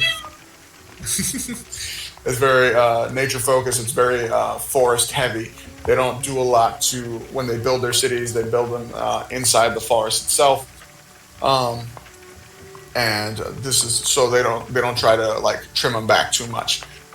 So traveling through Calusa is mostly through light forest in general, and you guys are like in a section of the forest where it's like regular light forest where during the day you can see the light, but then like you're real close to a section of the forest that's like real deep and dark because it's just like that thick. But it's nighttime right now. You guys have parked beside the road, and you're just chilling out. Describe what you guys are doing. Are you guys talking to each other? What's your campsite look like? You guys have had like 8 days of rehearsal for this kind of thing. So, yeah. What are you guys doing? I am taking shots and studying my spellbook. Perfect combination. Yes. I'm just sitting next to the fire, just looking into the fire right now. First, I guess we need to discuss who's on watch. Yeah. I'll take first watch. There's nobody else. Very noble of you, sir. I'll take first sleep. I'll take last watch. I'll stay outside with Maxwell. Short poems. Sometimes a short poem. And the poet? Sometimes you change one word and the whole poem is an avocado. Who is the poet talking to? Anyone? Is this how he normally is? I want to say yes, but Avocados. I'm not. He's in his not own getting- world. Wait, Yeah. I'm gonna be honest. Yes. I feel like he's not suitable for watch. Hmm. trying to decide Is who's it keeping watch watch time? here. Is it Yes. bedtime? What? Yes. What? Max, It's my turn Maxwell now. and Willow are going to take the first watch. Okay. I'm awake. No, you don't need to be awake. You can just sleep. Oh, I'm taking a nap then. I'll be back later. Let me grab a shot real quick. There down. That's easy. All right, so it's Blair and the poet. yeah. So Maxwell and Willow are going to take first watch. You bet they are. Who was taking second watch? I'll take second. All right, taking second. Then I Got guess third. you got third, and then rounding up the rear, and someone's waking up the poet bright and early. Poet. All right. Wakey. I figure the sunrise I'll will be probably his stay muse. up with the poet. I'm a detective as well. When I'm focused, I'm focused. It's fine. I have serious doubts. Babysitter It's like type drunk. thing. It's like drunk Pampered Batman. noble. Like, This is what. Yes. This is like when Batman gets drunk and he's like, I'm the world's greatest detective. Best in the world. He's like, sure thing, Batman. Let's put it like this. When I'm drunk, my perception is the same as the rest of y'all. When I'm not drunk, it's better. Well, stay undrunk. That's why he's got the last watch. That's why he's got the last watch to sleep it off, and then he'll wake Yep, up early. I'm gonna sleep it off Hungover. and I'll His wake up. hungover perception is great. He's so like. Fantastic. +5, baby. It's +5. I mean, there's nobody that can perceive more than me. So, Where are we? you guys have decided that, you guys have had dinner. You got, whatever your normal rituals were for that kind of thing. So if you guys didn't have any role play for that, we can go right into the watches. I'll never find a bacon. Well, I was Bacon in every the night. middle of my role play before I was rudely interrupted. As you will be every time. As I will be every time. So you guys set up your tents and everything like that. Probably just around the carriage. The horses are tethered to a tree and sleeping. There's a little fire going. And first watch is Willow and Maxwell. It's a cold night, It's getting real cold now. There's early morning frosts are starting to get real bad. So you guys are like bundled up, probably like on the top of the carriage looking around. Or actually no, probably like bundled up real close to the fire, right? Looking around. For the most part, the nights have been pretty nice and calm. You guys had a little, yeah. You guys had a few run-ins with a couple, lowly things. Some wolves that you guys just scared away. They weren't having any of that kind of thing. Everything's been pretty normal for the most part. Do me a favor. Both of you give me perception checks, please.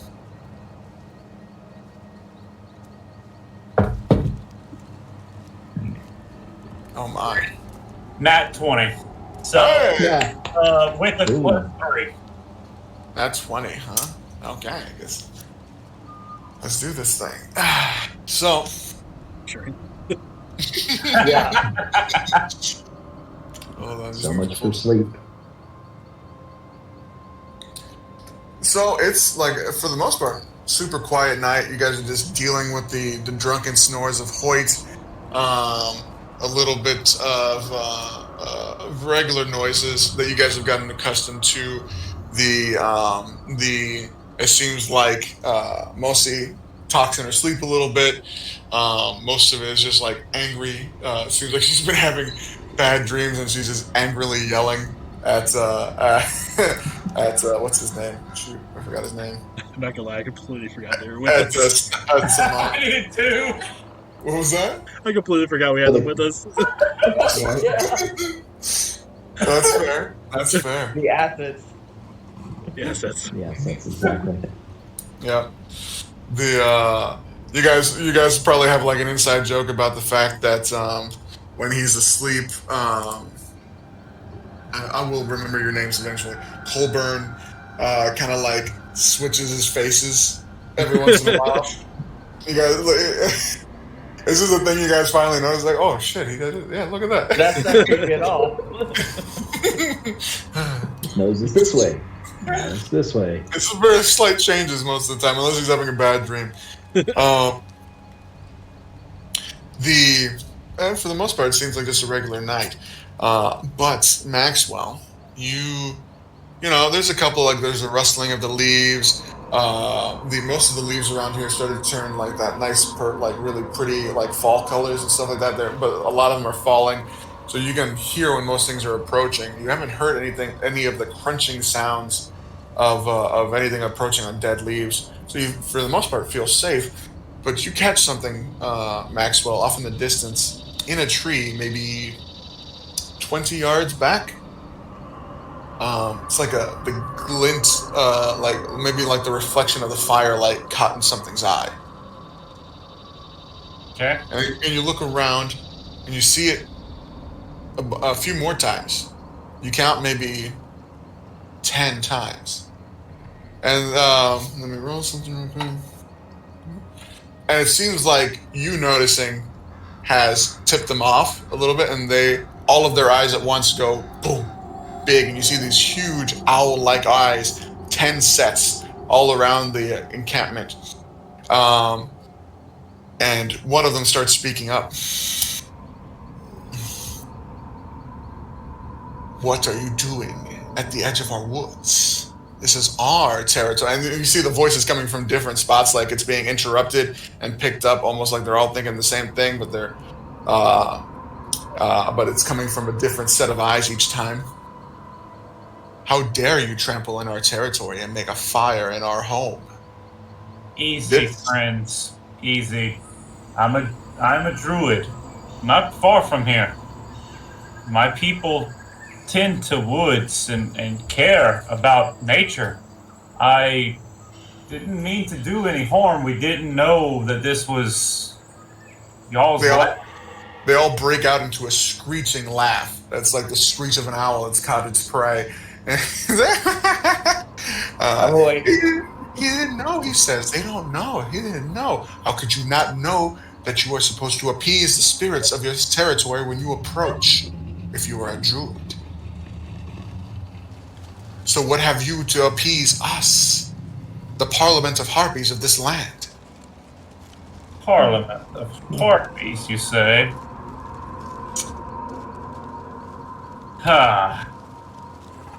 Let me get with my associates to decide on what would be the most fitting for you. Quickly. It has been a cold fall and a long winter to come. We need sustenance. Alright, so I go around and I wake everybody up. That's not already up. The screeching hadn't woken them up already. Yes, I'm awake. Yeah, I'm up. I'm up. I'm up and fully sober. I say it to where I know that we can just hear it. We've got angry birds. That You insulted them. That want. Well, like I said, I said it low. That I want us to pay tribute to them. Give them an offering. Bulber's still like half asleep. He's not really a morning person. And you're like, but this is like your thing, the birds and the nature. Can't you deal with this? Didn't want to do it without y'all. I feel like we're in this together. I hate to make a decision alone on it. It's a bird. Give it something shiny.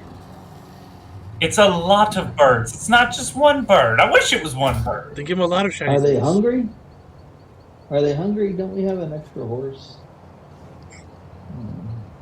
I lean heavily on my quarterstaff and look at everyone and ask, what do they want? Did they say explicitly what they want? No. Then let's go ask. Okay. Alright, so Let the noble talk to them. You're the spokesman. You've engaged them. Ask them what they want. Okay. I go back to where I was initially. What is it that y'all would like in particular? What would please y'all the most? How bold! You let us pick what we get to keep. And you hear the coming from everywhere, and it kind of turns into like almost like an owl, like a little bit. You hear you don't hear rustling of feathers because owl feathers don't make rustling sounds. You hear like a clucking. Let us see. We'll be kind, yes. And they all just kind of like talk amongst each other. Yes, we'll be kind. We'll just take all the horses. Yes, you have strong legs. You can all walk. We'll keep the horses and you will move on. You can have one horse. We can have, they say, like they are in charge. How adorable. We said all the horses. Now, if that is not sufficient, we can ask for more. Willow. Wait. Willow, I need you to go back to the group and tell them. At this point, I'm walking closer.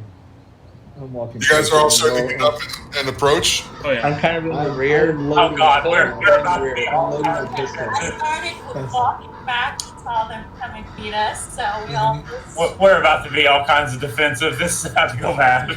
Everyone's awake. You guys all see it now. The 10 sets of eyes glowing in the night. What you set off a torch, you said? It is a pretty much pitch black night. It is gorgeous. You get to see all the stars, but the illumination from the stars is not quite enough. One of the moons is fully dark, and the other one is only about halfway waning. So the illumination on this scene is not great. Your firelight only goes so far. And torchlight, and they seem to be sticking just to the edges of the firelight and just seeing their eyes. And you've heard that last little bit saying that they want all your horses. And if that's not enough, they will have to settle for human meat, basically.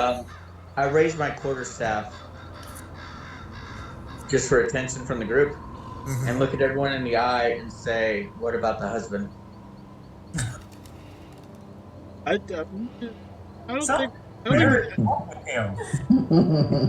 think we're there yet. Something. I'm not willing to sacrifice a horse. I mean, the last time we dealt with something like this was the hags. That was on you guys. But if we appease the spirits of the forest, this guy has done much wrong. His sacrifice will allow us to continue our journey to do the right thing. I guess. I mean, My spirits aren't from slavery, but we keep our lives. My spirits aren't as demanding as this. They don't demand all this crazy. All right, I don't like to. On that note, you roll me a let's call it nature or arcana, whichever one you're better at. Nature. Sure. At 20 again. Whoa! Nice. You immediately know it's like, okay, you could immediately tell it's like, okay, it's not a great situation. You're surrounded. You don't think there's more than, it's not just one beast, right? So it's not like a crazy powerful creature, but a group of creatures, and you're guessing you're guessing that they're hardballing you guys. Yeah.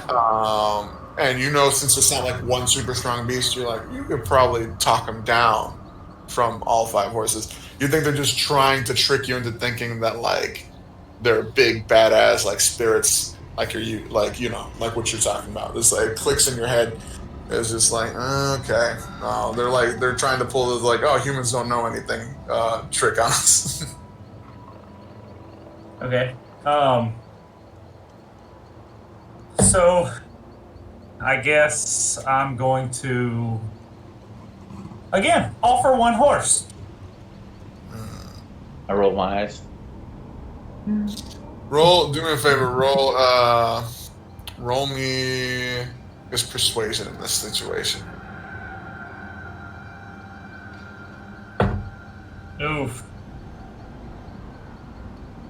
That's only a 5. Wasted all the net 20s. I know, right? Yeah. When it mattered. You know? They all start chuckling. They all start chuckling, and one of them shouts out, he's like, look, it looks like they've tied those beasts to pull their machine. Let us be kind once more and allow them to keep those 2. But the 3 others must come with us. No. He said 1. You can take 0, or you can take 1. If we must take 1 of something, we may take you. I'm gonna fire 1 round into the air. Alright, I've had enough. Y'all are taking nothing. Leave now with your lives. Or you'll be dead. I stab my staff into the ground and I cast Shillelagh on it. Alright, let's roll initiative, everybody. Which one is that? It's a So roll a D20. D20 and add your dexterity. Nat 20. Nat 20? Jesus. Yeah, I know. It's a big waste. I hate that. No. That's actually irritating. It's 20 plus 3, so 23. 18. 6. 18. 18 for... What was that, a 16, Kristen? Yeah. 16 for... Below. And what was that for Maxwell? 2. Shit. I mean, just blowing them out, baby. Blowing them out. You did waste all your D20. Yeah, we really did. Just looking up their initiative real quick. Alright. Yeah. Alright. Is that cheers? Good. She'll need to be back. Second wind. Alright, why don't we take a quick 10-minute break and come back and get this party started. Oh, goodness. All right. Great. All right. This should be interesting.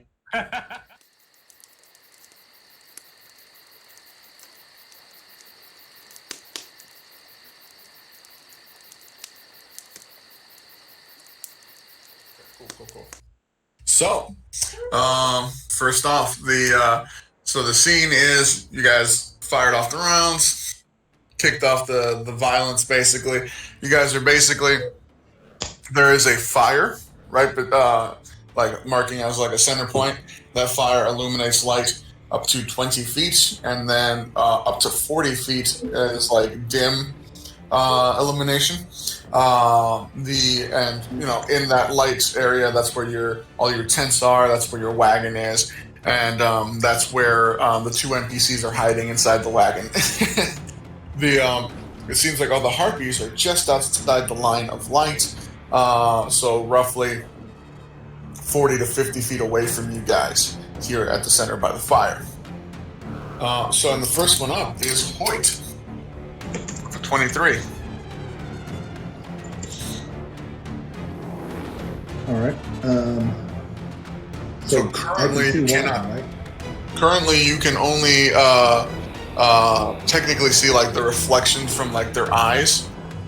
So basically, if you were to take a shot at them, it's a disadvantage. Okay. So if I use Deadeye, which is 1 grit, and I gain advantage for my roll, does that just break even? Then I just roll. That does break even. Then you just roll. Okay. Then I'm going to go ahead and use Deadeye, so I'll use 1 trick shot. And then I will take a shot. 15 plus 5, that's a dirty 20. No, That that's hits. 23, so. Yeah. Alright. And I'm just using my standard lead bullets on this. Sure. So that is 1d10. That's a 10 plus 3, so I hit for 13. 13 points of damage. All right. You hear a screech of pain as you definitely hit one. Doesn't sound. You don't hear a drop, so you don't think you dropped it. But definitely nailed one. It's a headshot, man. It's right between the eyes. You're not that great. You aim between the eyes. You probably got somewhere in the belly. Somewhere in the belly. It moved. It was bouncing. It was wobbling. Okay, just that center mass. It's a round bullet, so like you never know where that's gonna go. Like, you haven't figured out rifling yet. Next up is Cole. I mean, are you gonna move or anything? Or are you sticking by the fire? How far does that put me? That puts me at 20 feet out, right? If where you haven't this puts you. You haven't moved yet, so you're still at least 40 feet away from one of Okay. them. No, I'm gonna stay where I am. I'm closer to the cart, right? Yes. Yeah. I'm staying right there. Okay. Colburn, you're next. Alright, always be like, alright, so make this a little bit easier. He's gonna pick up a rock. He's gonna look around and try and find a firefly. He's gonna grab one and squish it on the rock. And all of a sudden the rock starts to glow. And he's casting light on the rock. And he's gonna take the rock and he's gonna hurl it as close to where all the eyes kind of are centered. Oh, okay. Basically, like I said, they're surrounding you, so you'll have to just, like, in this case, pick one of the four cardinal points, like north, south, east, or west. North. North, all right, sure thing. So you throw the rock, and that'll illuminate fully 3 of them to the north of you guys. So 3 of them are no longer at disadvantage to hit, and you can see them up in the tree. They're just kind of like at different heights, anywhere between 10 to 25 feet on these branches of this mostly barren tree, and they look like basically malnourished women with like lanky,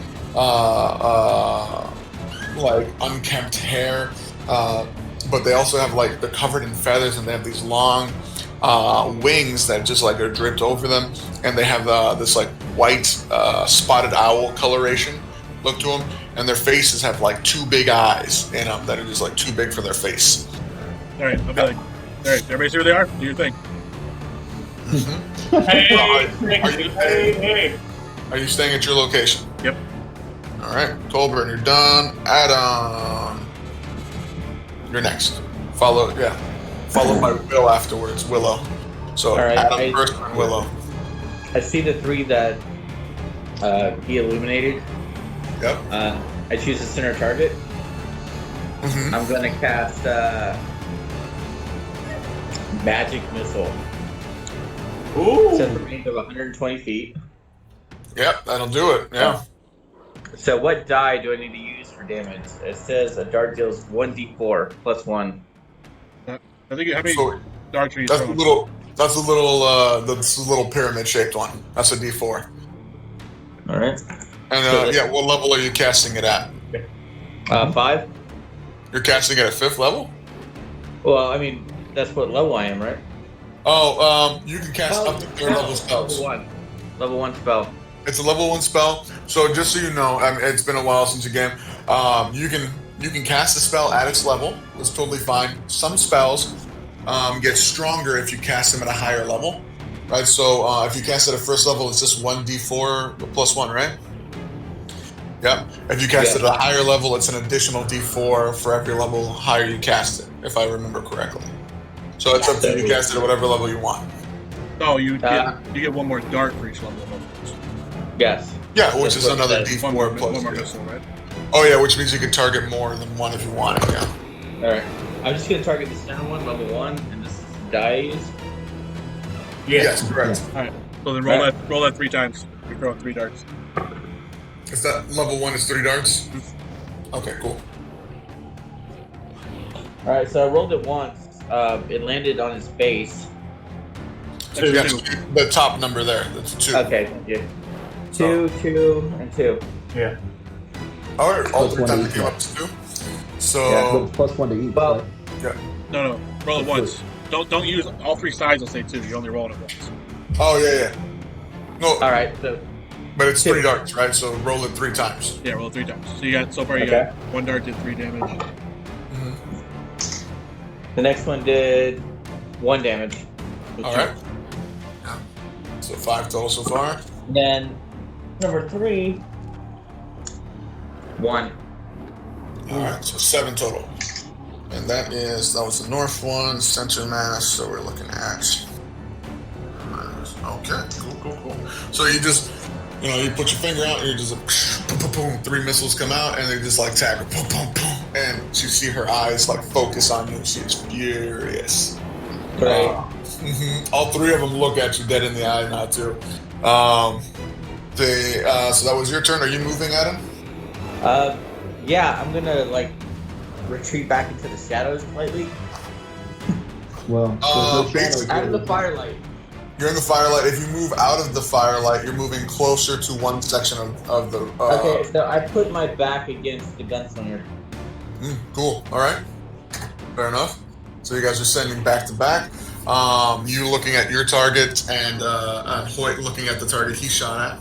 And that makes it... I'm wondering what is Noble's leaning on me here. So that makes it Willow's turn. You have the gun.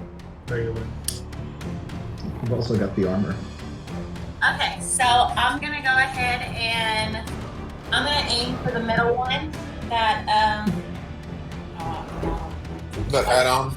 yeah, the one that he aimed for, and I'm gonna cast Guiding Bolt. Ooh, cool. Magic missile by a guiding bolt. Punishment. Is that a roll on my case, or is that a spell attack roll on yours? It's an attack. On a hit, the target takes That's 4d6 radiant damage, and the next attack roll made against that target before the end of my next turn has that damage. So that's a ranged spell attack. So that means you roll a d20 and add your proficiency plus your wisdom because you're a cleric. Okay, third. 17. So that's what, 17, and then you said the proficiency as well? Yeah. Proficiency and wisdom.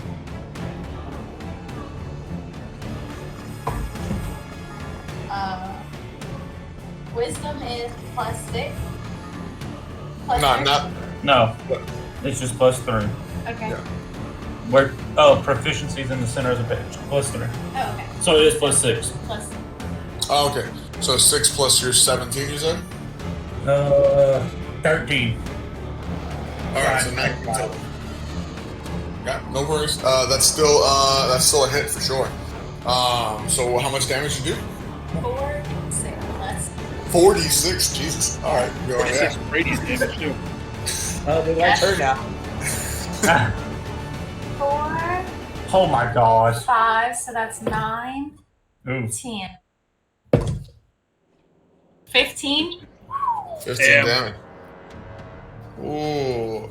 Ow. So that one got hit. So it's like it gets tagged and it's just like, it's got that screeching sound. I can't really do a screeching sound. My kid's asleep in the next room. But then it just gets tagged by this bolt of radiant fire. Poof! And the hag literally falls out of the tree and is rolling around trying to put itself out, like before it realizes it's not actually on fire. And it looks like on death's door, but like all of them are just dead-eyeing you. Are you moving anywhere in Willow? I'm where I need to go. You guys are all kind of like in a central location. You're just sticking right by the fire. Okay, yeah, I'll stay where I'm at. Cool. That makes it the Harpies' turn. Uh-oh. So, with that, it's like everything kind of kicked off. You guys had a couple of rounds before they did, but then finally, like you don't hear any flapping, but you hear the crunching and like the moving of branches in the dark as they all just launch themselves off, and then it's eerily quiet for 1 second, 2 seconds, 3 seconds, whoosh, as they all attack in unison. In this case,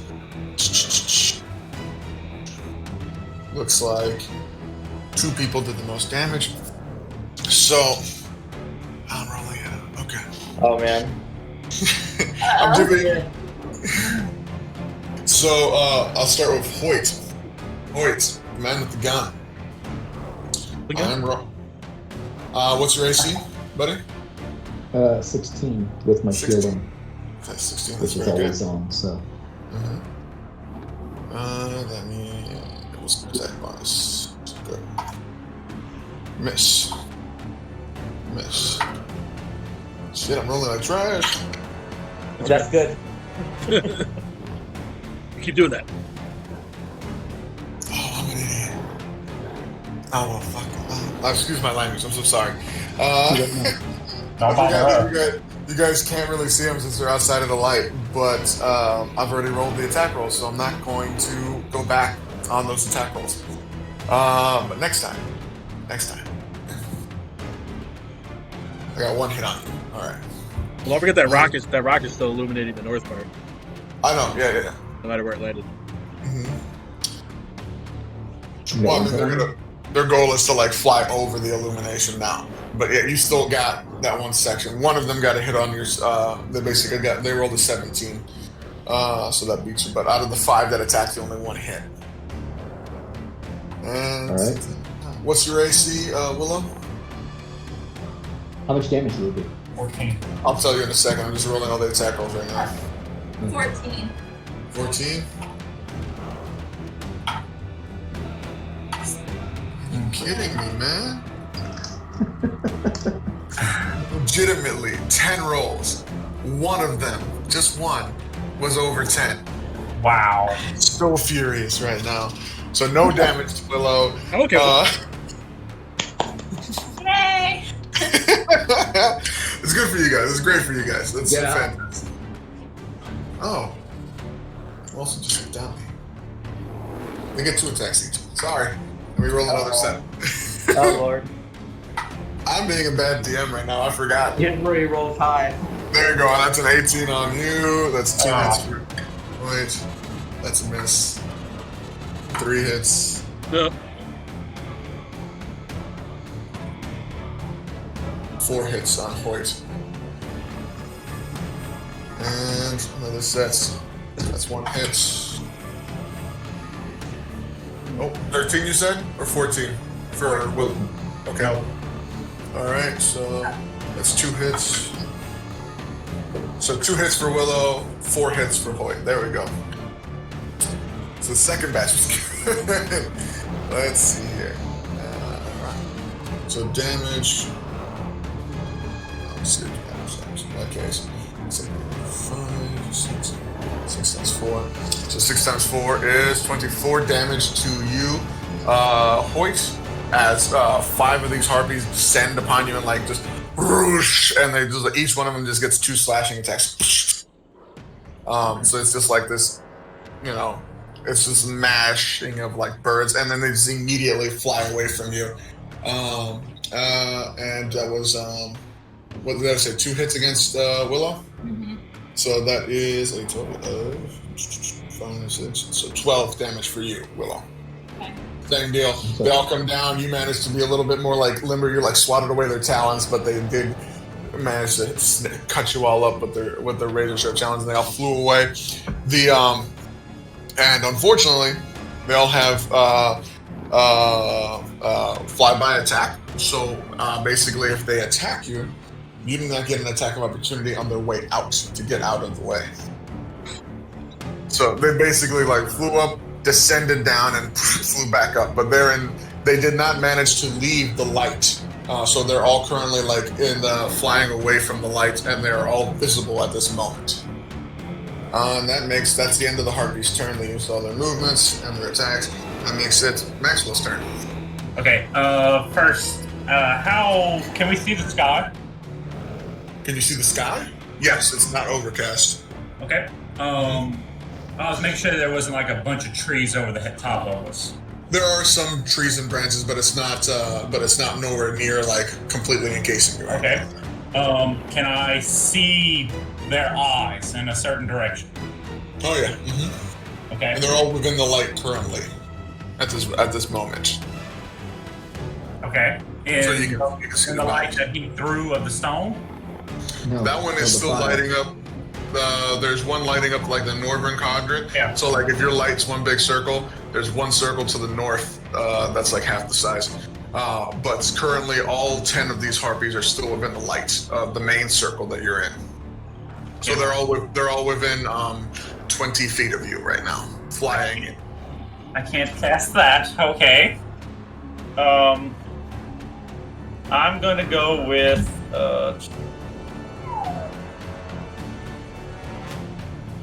dang. I had it all planned out, but then it that got spoiled. I'm gonna go with flaming spear.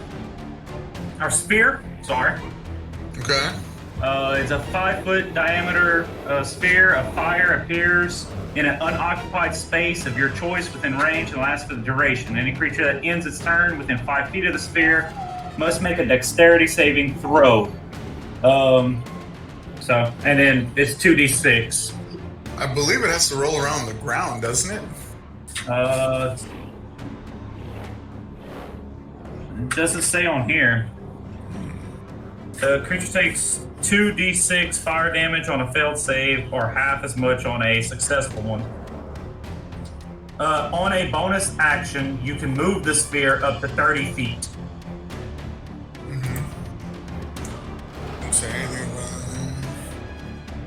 let's see, you can direct it over barriers up to 5 feet tall and jump it across pits up to 10 feet wide. The sphere ignites. Okay. So yeah, it's not like it's a floating sphere. Yeah. Now, let me ask you this. What I was gonna do was call lightning. Oh, yeah, that's dope. That would definitely work. But if I call it over the top of us, doesn't it attack us? You get to target, call lightning. You can still you pinpoint where the lightning strikes. Oh, okay. Mm-hmm. Okay. Well, then I'll do that then. I'll call lightning. You might start forest fire, but yeah. Yeah, I mean, I'm not worried about that. The flaming sphere would have done that too. Yeah. It's literally I described That's actually part the of my forest as being full of dead leaves. As a druid, he's not worried about that. No, I can save all that. That's fine. The entire forest. Yeah. A storm cloud appears in the shape of a cylinder that is 10 feet tall with a 60-foot radius, centered on a point you can see 100 feet directly above you. The spell fails if you cannot see a point in the air. When you cast the spell, choose a point you can see within range. Each creature within 5 feet of that point must make a dexterity saving throw. A creature takes 3d10 lightning damage on a failed save, or half as much damage on a successful one. Jesus. Alright. Cool. Do it. How much damage did I take?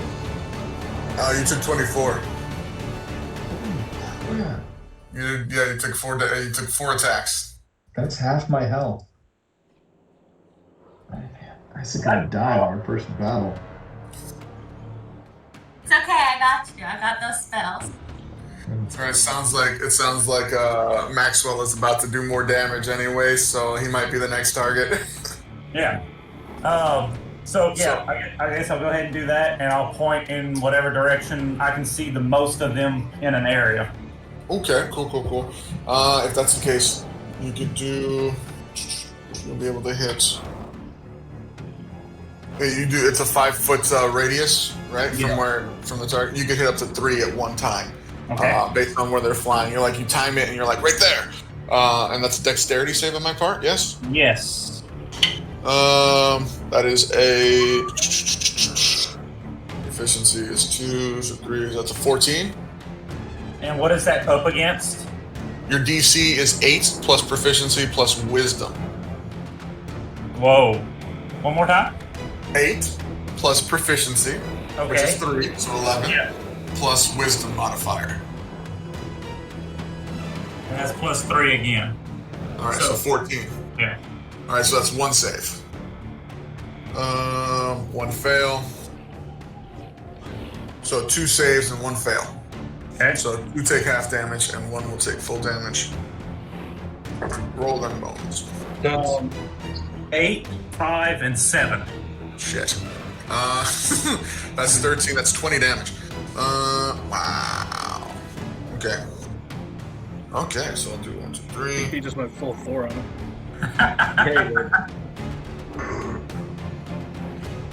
You went Mjolnir on their ass. You hear all of them screech out. You hear all of them screech out as one of them, the one who was shot earlier, got hit by your lightning and just drops out of the sky and slams into the floor, dead. and all of them screech out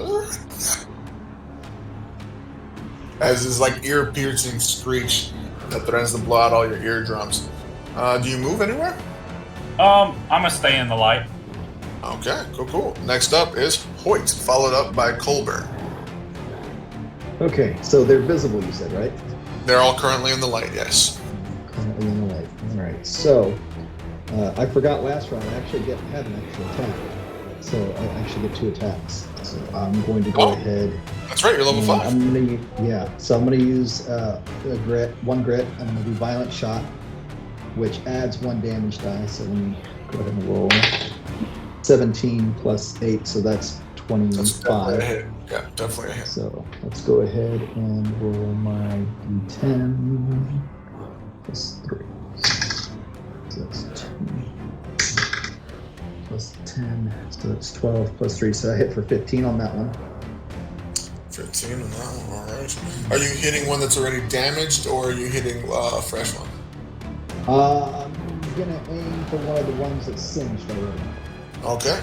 That means you shoot one out of the air. Another one bites the dust.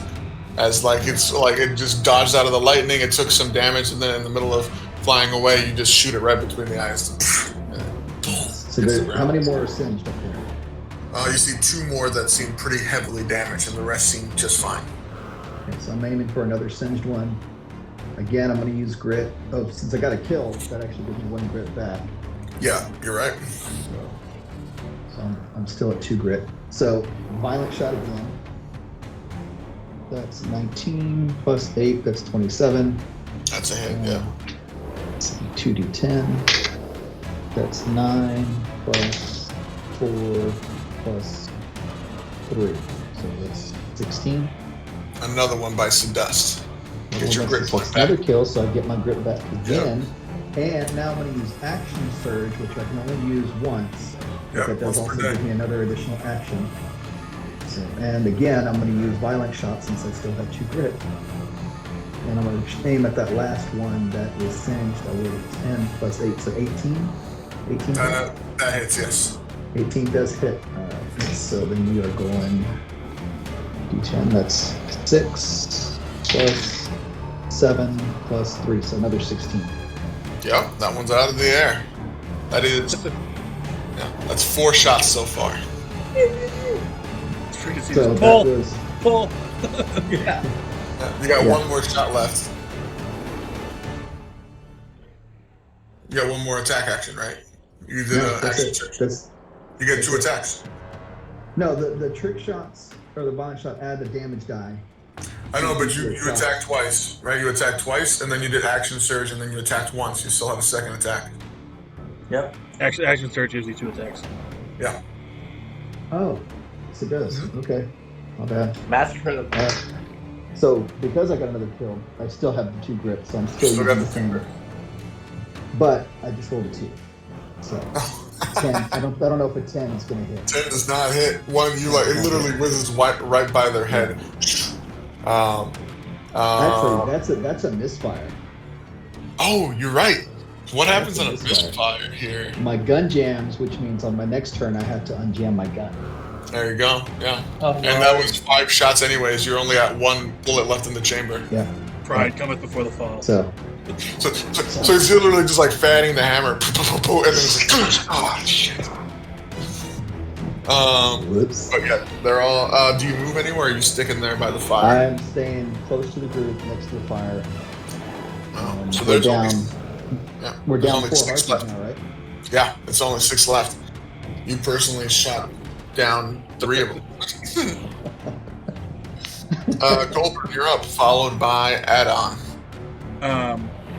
What Colbert's going to do is he's going to kind of like reach towards the darkness, like Thor trying to summon his hammer. What he does is he actually pulls darkness to him. And as he pulls it to him, he kind of stretches it and forms it into the shape of a crossbow. And he's going to use his Pack of the Blade feature to form a pack weapon. He's forming a crossbow. And he's going to get ready to load a bolt with it and get it ready to fire. And as he's looking around for something to shoot, he can't fire on this turn because he hates the weapon. But as he's looking around for something to shoot, he's going to think about it. See, is there any of them still in the light, or do you shoot all of them once it came down? All four. There's still 6 of them in the light. And you think once once they get their shit together, they're gonna go out of the light again. But yeah. Okay. He's gonna eyeball one of them and just mutter something, and he's gonna put a hexblade curse on him. Bonus action. Okay. So it only applies to me. Sorry. So now I can do bonus damage rolls against the attack rolls, crits on 19. If he dies, I get HP. Very cool. Very cool. All right. Do me a favor. Roll a number. Roll a d6. 2. Okay. I put an X on that character. Basically, I had 6 characters left, so that's the one that's marked. So once it dies, I'll let you know. Okay.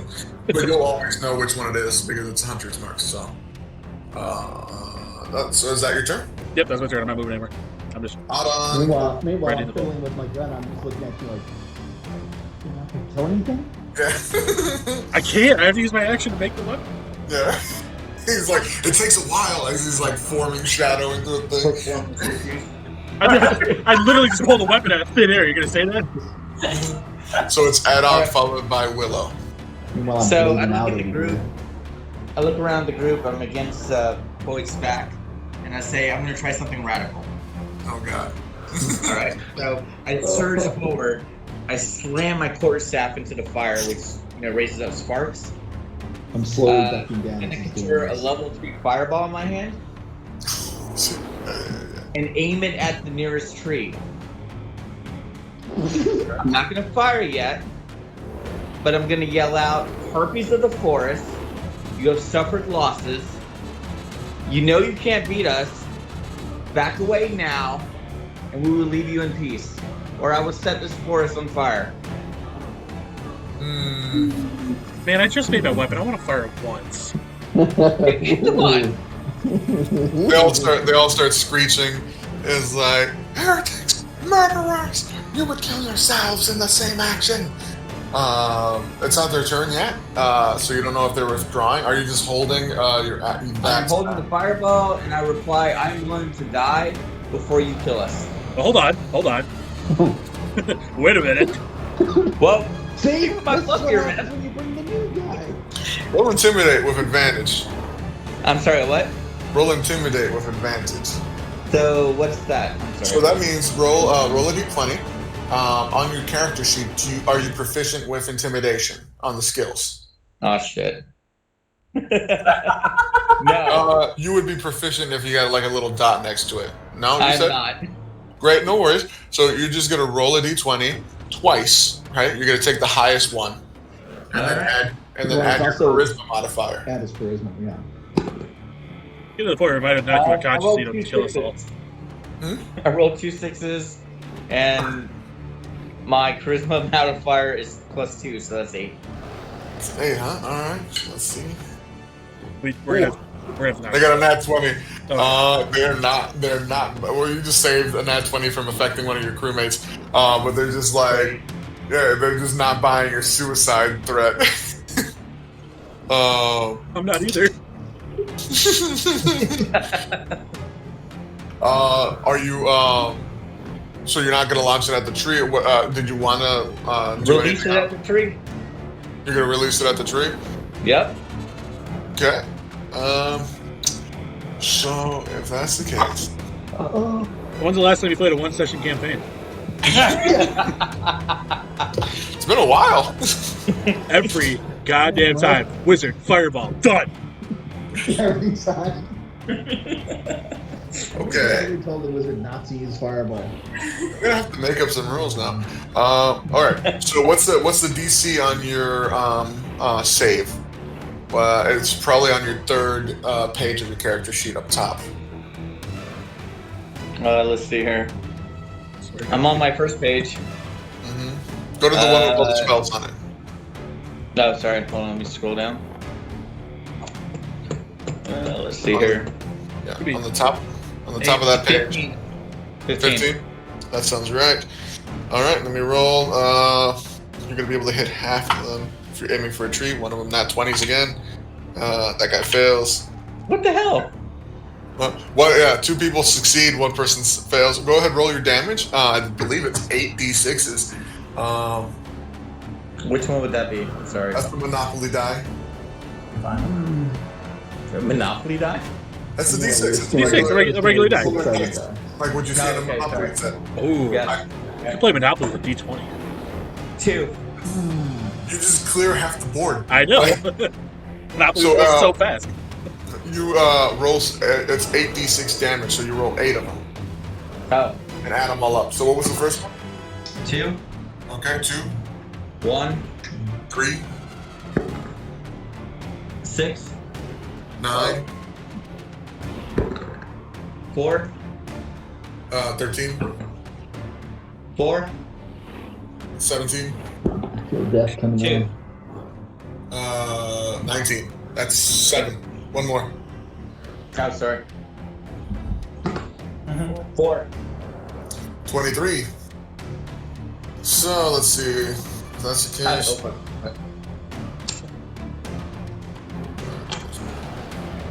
Freaking wizards, man.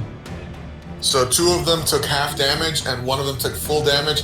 All 3 of them are still alive, but 1 of them is incredibly heavily damaged, like on death's door.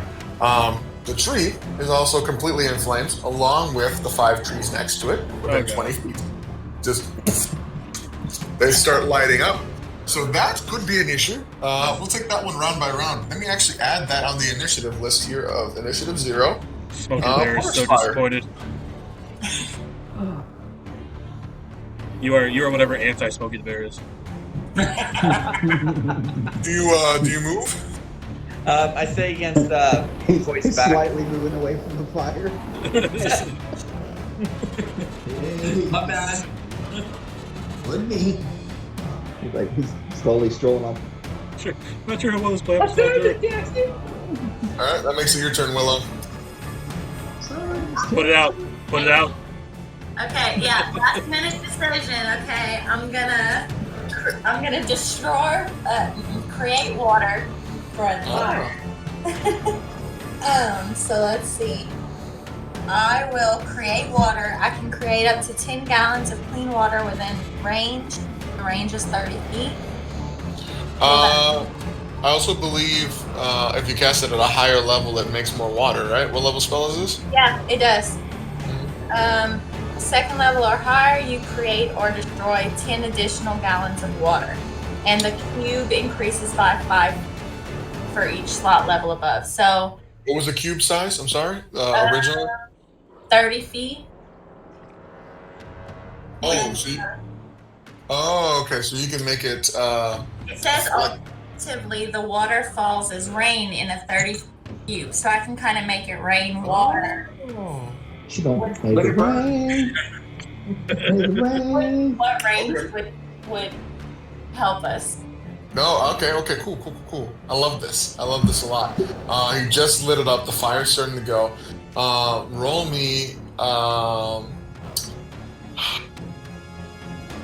straight wisdom roll. Just a straight wisdom roll. Okay, so roll a d20. Yep. Yeah, and add your wisdom modifier. You could use that extra 10 gallons to drown Dennis. Oh my god. Bubble. Can I re-roll that? Oh my god. Is it a nat one? Yes. Oh my god. You figure. Level 1's fine. Dang it. And I missed. Okay. I'm sorry. Yeah. I'm But I gonna love kill it. myself. I really love it. It'll slow it down though. But yeah, based on that, you figure like, oh, level 1 should be just enough for this. It's it's the right amount of size. But you cast the spell, it rains down, and it does tamper it down quite a bit, but not quite enough that there's still some fire going. And you can see that it's trying to spread, even though the wood's kind of wet now, so it might take a little bit longer. So Sorry, basically, See them, right? I tried to. yes, you do make more light. Yes, your forest fire will inevitably make more light. Yes. All right, guys, hope you drink your water. We're putting this thing out ourselves. Willow, do you move anywhere? No, we'll stay. I'll stay where I'm at. So I'm still around everyone. Okay. I think they say we're safe to run now anyway. Yeah. So, Hey, hey, out of the forest. Dylan, I want to talk to you real quick. I'm very sorry. I don't have any problems with you. I just want you to know that real quick. All right?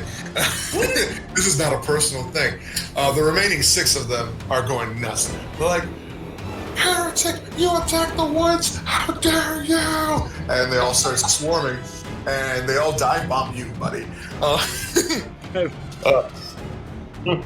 That's why I said it's not anything personal, but you set the trees on fire. This is where they live. So that's 6 of them are attacking specifically you. Oh, great. Yeah. So hold Hey. on. You lit the As forest long on as it's fire. What'd you expect to happen? What's your AC, man? He's burning down. 12? 12. Okay. So the first one's a miss. Ooh. It's 1 hit. More to go. Uh-oh. No. Don't they all 2 hits. Uh-oh. 2 hits. 3 hits. Oh god. 3 hits. 3 hits. 4 hits. 4 hits. 6 hits. 6? 7 hits. 7 hits. 9 hits. Both. What? They all attack twice. So you 9 gotta hits. roll 4 times. 10 hits. God. And the 1 crit.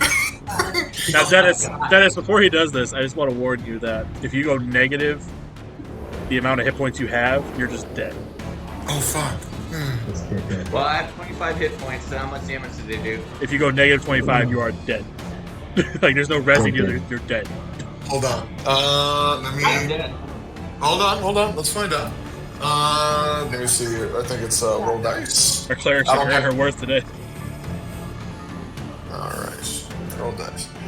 Okay, so it's D4. And we could gather up his ashes, but I'm pretty sure it costs like 10k to spread somebody. Carry my ashes.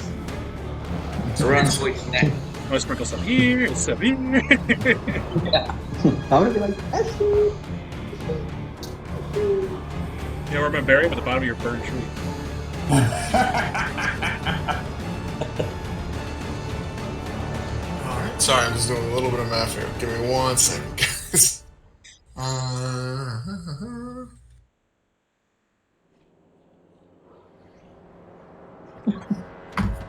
I will say, I've been playing D&D for what, 7 or 8 years now, and this is the first time I've ever seen it just flat out. But Hey, I tried, okay? You know, I thought I was going down on that in the first fight. You know, Yeah, you almost did. against You the almost goblin. I tried to reason with the Harpies, you know? Give them an ultimatum, but and then you abandoned reason and Yeah. lit the forest on fire. You know, this is what happens when you come from the noble background. You got this hubris, and you just You take the same a grand total of 32 damage. I'm dead. No, well, No. you're down. You're not dead. You're down. You have to go negative 25. Yeah, So you would have had to. You had to Yeah. take 50. So literally, you go unconscious, basically, right? You've taken so much physical damage that you go unconscious, and then you're in a state where you wouldn't. And every round, you're gonna make death saves, right? So this is what happens. They come down, and all of you guys, all you see is just a mass of feathers and blood and talons, and then they all fly away, and then they're flying again, and you can just see the bloody mess that is Adon's body. Just on the ground, staff just like on the side, these blood leaking out of him from everywhere. Just blood raining down on you from all their talons. Yeah. So That's the- zero. Yeah. So you're just 0 hit points right now. And then whenever it's your turn, I'm gonna make you make another roll. We'll get to that when it's your turn, though. I'm gonna. Culver's gonna look back at the rest of the group and be like, I know we have to save it, but I kind of get their logic. I mean, he did just light the whole forest on fire. I mean, You should use points to Maxwell. You should be pissed too. Right? Yeah, technically. Well, I'm unconscious. Like- I can't say anything. Dead people can't talk. They also, they see you trying to put out the fire. So let me see something. Okay. They all start talking again at you guys. We'll take your deal. One horse. And unless you guys will stop them, they'll just take one horse and leave. No. We're too far into it at this point. No. Okay, cool. It's bird for supper. Yes. Yeah. Cool. I just want to. They made the offer. You guys are clearly going to continue. Max, it's your turn. I'll straight up tell him. I'll be like, I'm gonna pluck you and roast you with some mashed potatoes. Drinking some I'm Chianti. rolling, so. I'm rolling. You're more like bleeding out. Yeah. Your carotid artery is just squirting. He's leaking. He's just leaking. It's my turn. It's your turn, Maxwell. Yes. Okay. How much fire do we still have left? Like in the trees? Yeah. I mean, definitely all 5 of the trees are still lit. But you think that another round of that control water of that create water spell will probably do it. So it's probably let me cast tidal wave. Tidal wave would do it for sure. Yeah. I mean, I'm pretty sure tidal wave will just knock down a bunch of trees too. But like, that's up to you. Yeah, I guess that's a good point. I don't want to. That's fine. As long as the tidal wave's going away from us. Yeah, I was gonna say it's over your campsite. Hold on. Here goes Adam's body just rolling away at the tidal wave. So he's bleeding to death and dying of hypothermia, right? Like, nobody thought to tie him down. I guess I'll just do call lightning on wherever the. Oh, now okay. That's another question I have for you. The call lightning. It says that it lasts for the whole duration, which is 10 minutes. yeah. So does it use another spell slot whenever okay, so I've used it one time and it's going to stay for 10 minutes. Yep. Okay. What did it say? Is it a bonus action or an action to call It's it? an action. Okay, cool. Yeah. So as long as you don't cast another concentration spell, you can continually shoot down lightning bolts for 10 minutes. Yeah, I'm gonna Get hit real hard.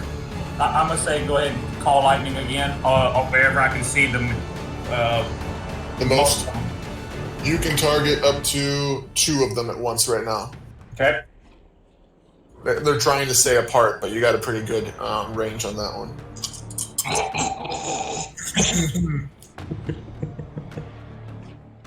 It was a smart idea with the fireball, man. It was. I'm gonna pour some rum. But then you just rolled real bad on Intimidate. This is No, like in-game wise, I know where you give me shit, but out-of-game wise, that was pretty freaking awesome. It's the best. Yeah. So what'd you get, buddy? 20.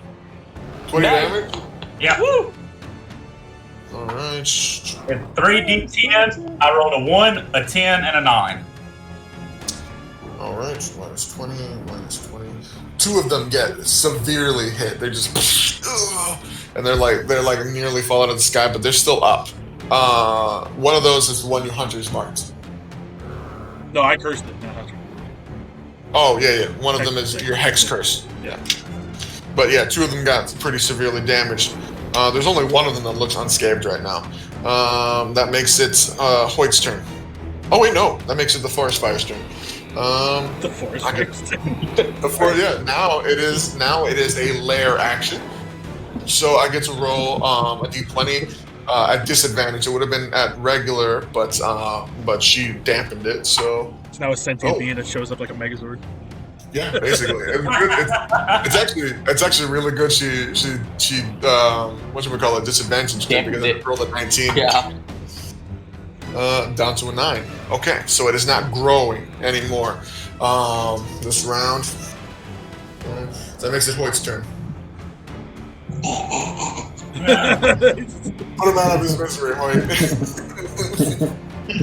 Pretty much, man. I grasp his leg feebly, like. Yeah, you can't move. You're completely unconscious. You're just bleeding. Keep looking at the rabbits. Just staring at you. I mean, obviously, I have to use my turn to repair my gun and reload. Yeah, that's right. So at this point, I'm reloading and repairing my weapon. He's at your back, with my too. Explosive rounds. Yeah, I'm reloading with explosive rounds. Oh, wow, So okay. I still have 1 grit. I now have explosive rounds. And my gun is repaired. I'm going to use a bonus action to heal myself since I'm down to 24 health. Yep, second wind. And let's see, I can do 1d10 plus my level. So, do that.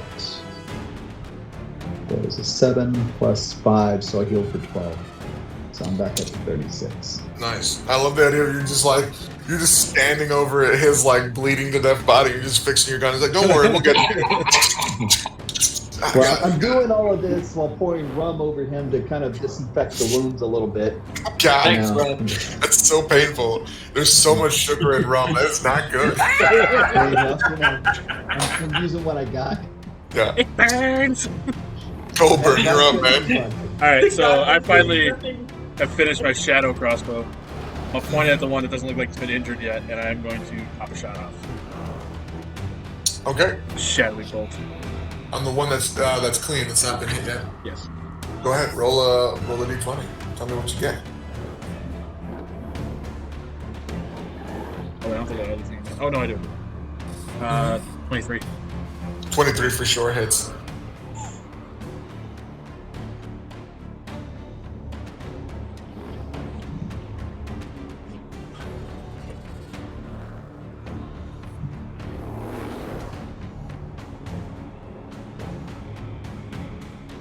$11 damage.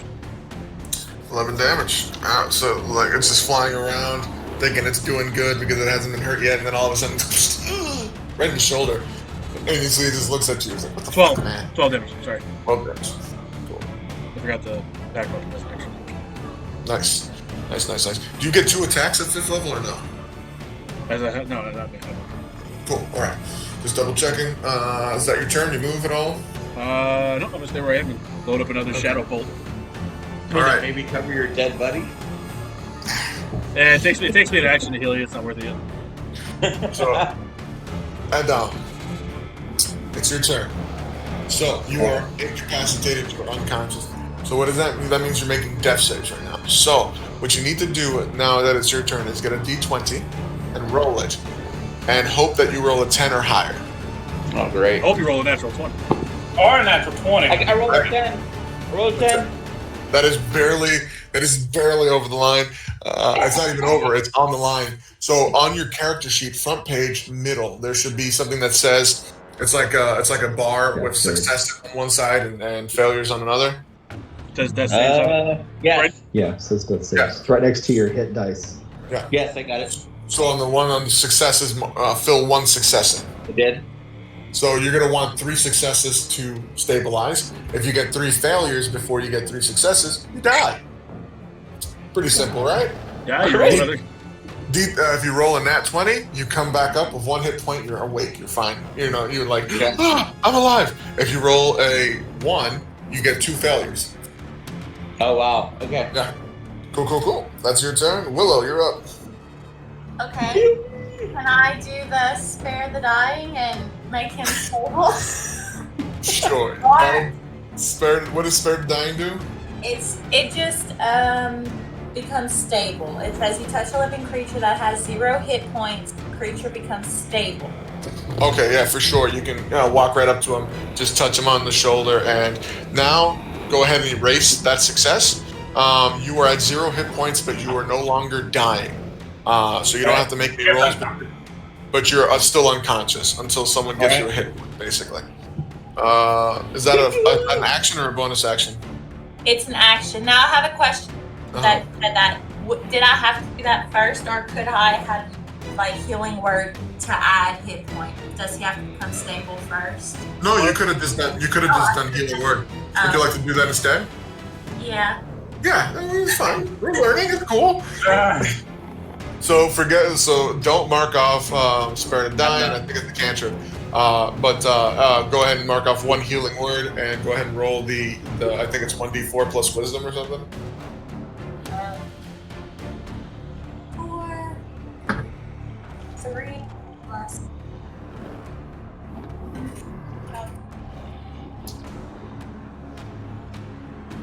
Wisdom. So 3 plus 3. 6. 6. Okay, so actually a different thing happens. Instead of moving up to you, she said, "What do you say to him?" It's a healing word. Do you say? Is it in a different language? Is it in common?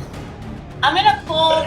Yeah, I'm gonna pull my Fae, or should it be Celestial, since I'm kind of from the moon type. Yeah, it'd be. Oh, celestial. Yeah, that would work. Or Sylvan, either one.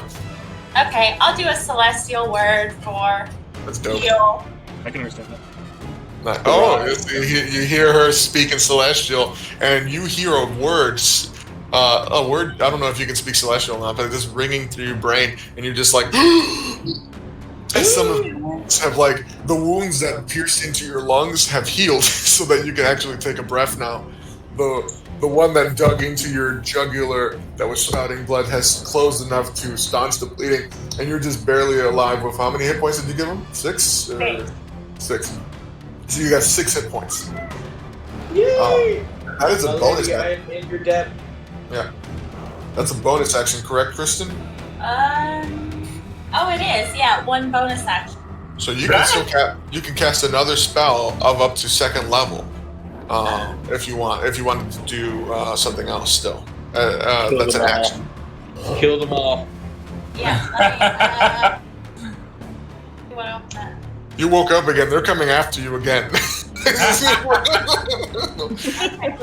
Okay, let's do. Actually, let's cast it at 2nd level. Inflict wounds. Oh, I think you have to touch them for that, don't you? Yeah, that you can read. Dang it. There's one within 10 feet of you, but you have to jump up 10 feet. So, Oh. I mean, you could try. You can jump off of something. She lives lumber. I mean, if we had an hour, I could turn my back button into land. Give it to her. Guiding bolt. Yeah, I'd say Yeah, that. let's just do the guiding bolt again. Cool. Guiding bolts. That's an attack roll. Go ahead and give me an attack roll. It ain't broke, don't fix it. Oh, fine. Okay, 7. Plus Oh. your spell. Plus, Yeah, so 7 plus 6. that's 13. 13 hits, for sure. Roll your damage.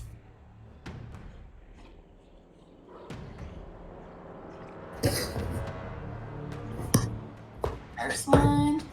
1. Ooh, high roll. 5. 8. 10. A total of 10? Yeah. Okay. Were you going for one that was heavily damaged, or? Yeah, let's knock one off if we can. Yeah, sure. You could definitely tell it apart. It's like a straggler. It's, you just nail it, Struggling to gain knock it out of altitude. the air. It's done. We're down to 5 here. All right, so that's your turn. Is that the Next first up, one? yeah. Do me a favor. Roll a D4. Who? Kristen, roll a D4. No, Oh. D4. Oh. Here, man. 2. Oh yeah, that's the one. Good job. Alright, so if I'm already at max, do I just gain those as temporary hit points? then? Sure, why not?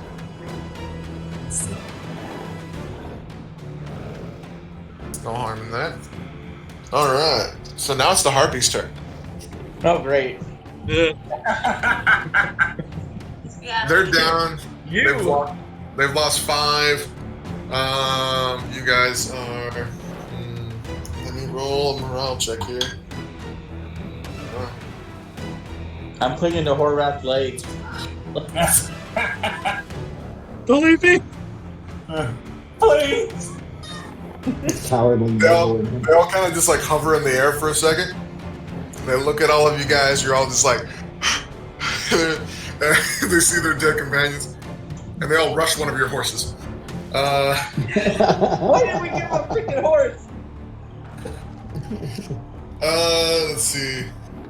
How do we stop this? The horse did not put up a good fight, guys. Oh, and they put up a real good fight. Okay, so literally the 5 of them dive bomb onto one horse. You hear a neighing sound as like you see a gout of blood shoot out of the horse's neck. And as a group of 5, they're like grabbing the horse and picking it up. They're not getting a whole lot of height because it's a freaking horse, but they're like dragging it away. And so they've moved. They're 50 feet away from you guys. They're kind of like trying to get out of the light. They are actually. I'll take the last 2. They're out of the light right now because they're heading basically east, right? And so they're just out of the ring of light, huh? I said while carrying a horse. Oh, you know what? That's a fair point. Half. So they're at the very edge. They're in the dim light right now. Is the horse dead?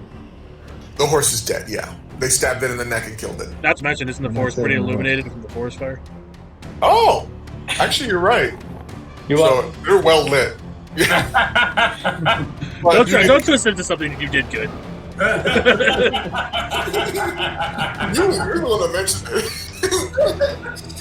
That's purely for our benefit, not his. With Maxwell, it's your turn, and you can see that they've killed the horse and they're dragging it away. They are 30 feet away from you, and you can clearly tell they're not going to do you any more damage, but they are taking a dead horse. It's up to you. What you want to do? How wounded are they? They all seem pretty heavily wounded. 2 of them seem very heavily wounded. 3 of them seem somewhat wounded. Alright, How I'm many gonna do do you need? Sorry, go ahead. I'm gonna do call lightning again. Oh, you can hit all 5. Yeah, so that's dexterity save. Yep, They're all carrying a freaking horse. that's beat 14. Let's see. That's a fail. Success. That's 1, 2, 3 succeed, 2 fail. Roll your damage. You might just kill all of them. If it's And cook the horse at the same time. Leave me 1. Leave me 1. 8. 8 total damage. Yeah. Okay. God. I done what I could.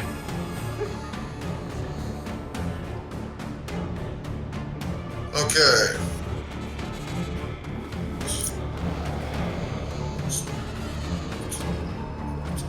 Okay. 2 of them died. As like you strike the lightning, the horse gets like freaking. It basically like nearly explodes. It's like these steaming piles of meat. 2 of them fell off, and the 3 remaining have let go because of the electricity. I totally and threw up. yeah, for sure. Totally. All right. No one did anything about the forest fire last turn, so it's forest fire's turn again. They get to roll.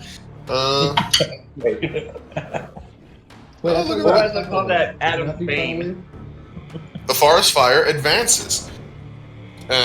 So it is now taking up, boom, instead of a full-on like 20-foot area, it's taking up a 30-foot area of fire right now. So it'll continue to grow. Wait, it's your turn. Okay, it's time to finish this up. So I've got my explosive rounds in. And, Oh, more fire. Good idea. Yeah, hey, while the fires are hot. At this point. While the fires are hot, let's keep them cooking. At this point, then might as well fire up another fireball. Yeah, well, maybe. It was a good plan. All right, It was a good plan. so I've got grit still, so I'm going to go ahead and I'm going to be using my trick shot again, violent shot. So I'm going to aim center mass. That is 18 plus 8 plus 26. That's a hit.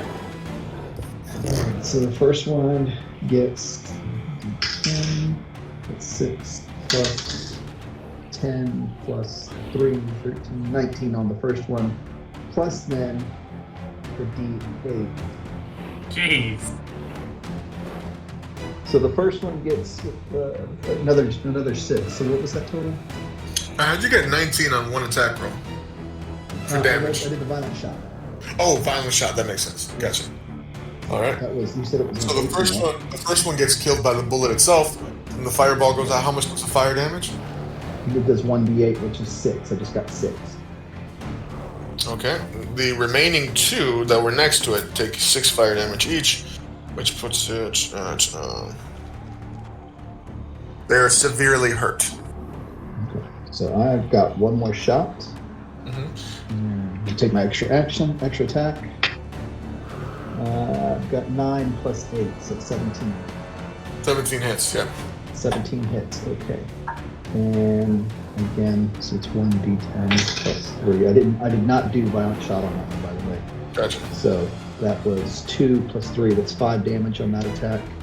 5 damage, that is enough to kill it.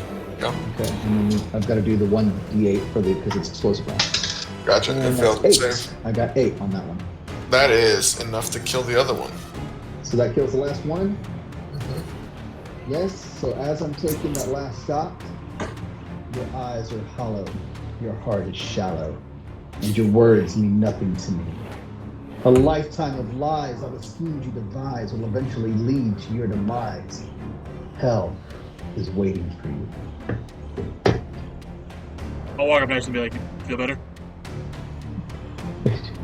That's all I've been wanting I to wake do. up and I just look at the poet and I'm like, I roll my eyes. Do you have a poem to put the fire out? Speaking of, is anyone doing anything the rest of this round? Yes, I'm telling everybody to get their shit together, and we're getting the cart going. I have plant growth, which will kill anything. The spell channels vitality into plants within a specific range. There are 2 possible uses for this spell, granting either immediate or long-term benefits. If you cast this spell using one action, choosing a point within range, all normal plants within a 100-foot radius centered on that point become thick and overgrown. A creature moving through this must spend 4 feet of movement for every 1 foot it moves. That doesn't put out the fire, so I feel like it's just going to add kindle. You're going to regrow the plant. It's fresh plant, though. It's hard But to it's bark wet. for it. Oh no, I see where you're going with that. Actually, I kind of dig it. This is like bringing life, bringing moisture into the plants. So like definitely. Right. So That's 100 feet, so that should cover the 30 feet yeah. span it's got.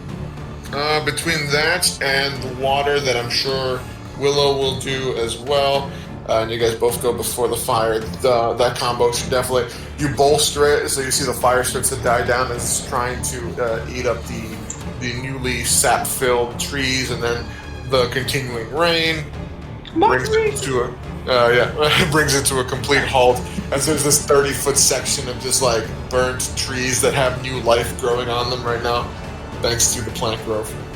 And I'm the only one with a bandana over my face, and so I'm the only one not suffering from the smoke inhalation. that was going to be the next. If it got a cup, basically it was going to double in size each round that it succeeded on its thing. And I was like, that was going to quickly get out of hand. But you guys succeeded. Congratulations, you've defeated the Parliament of Harpies. I stumble my way to Willow. I express my gratitude for saving me. And I make a note in my spellbook that Fireball is a last resort.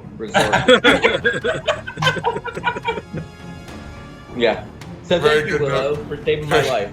You're welcome. No problem. I take my crossbow and I throw it against the tree and just puffs into smoke as it hits.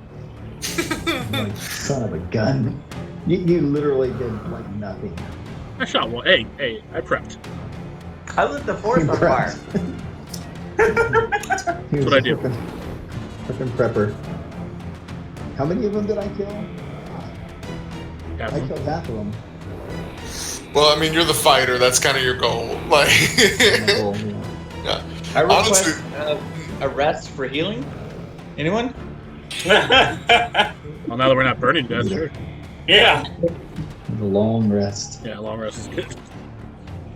Cool. If that's the case, it's midnight my time, so I think it's a good time to stop. Where basically you guys will just hunker down even tighter. Make sure that that the area is completely 100% not on fire, and just sleep for the rest of the night. You guys probably take your watches. You are perfectly safe, and you wake up in the morning a little bit later than you expected to wake up. But you wake up safe and sound, and back fully healed and rested. And with that, we will end tonight's session, and we will continue down the road next time.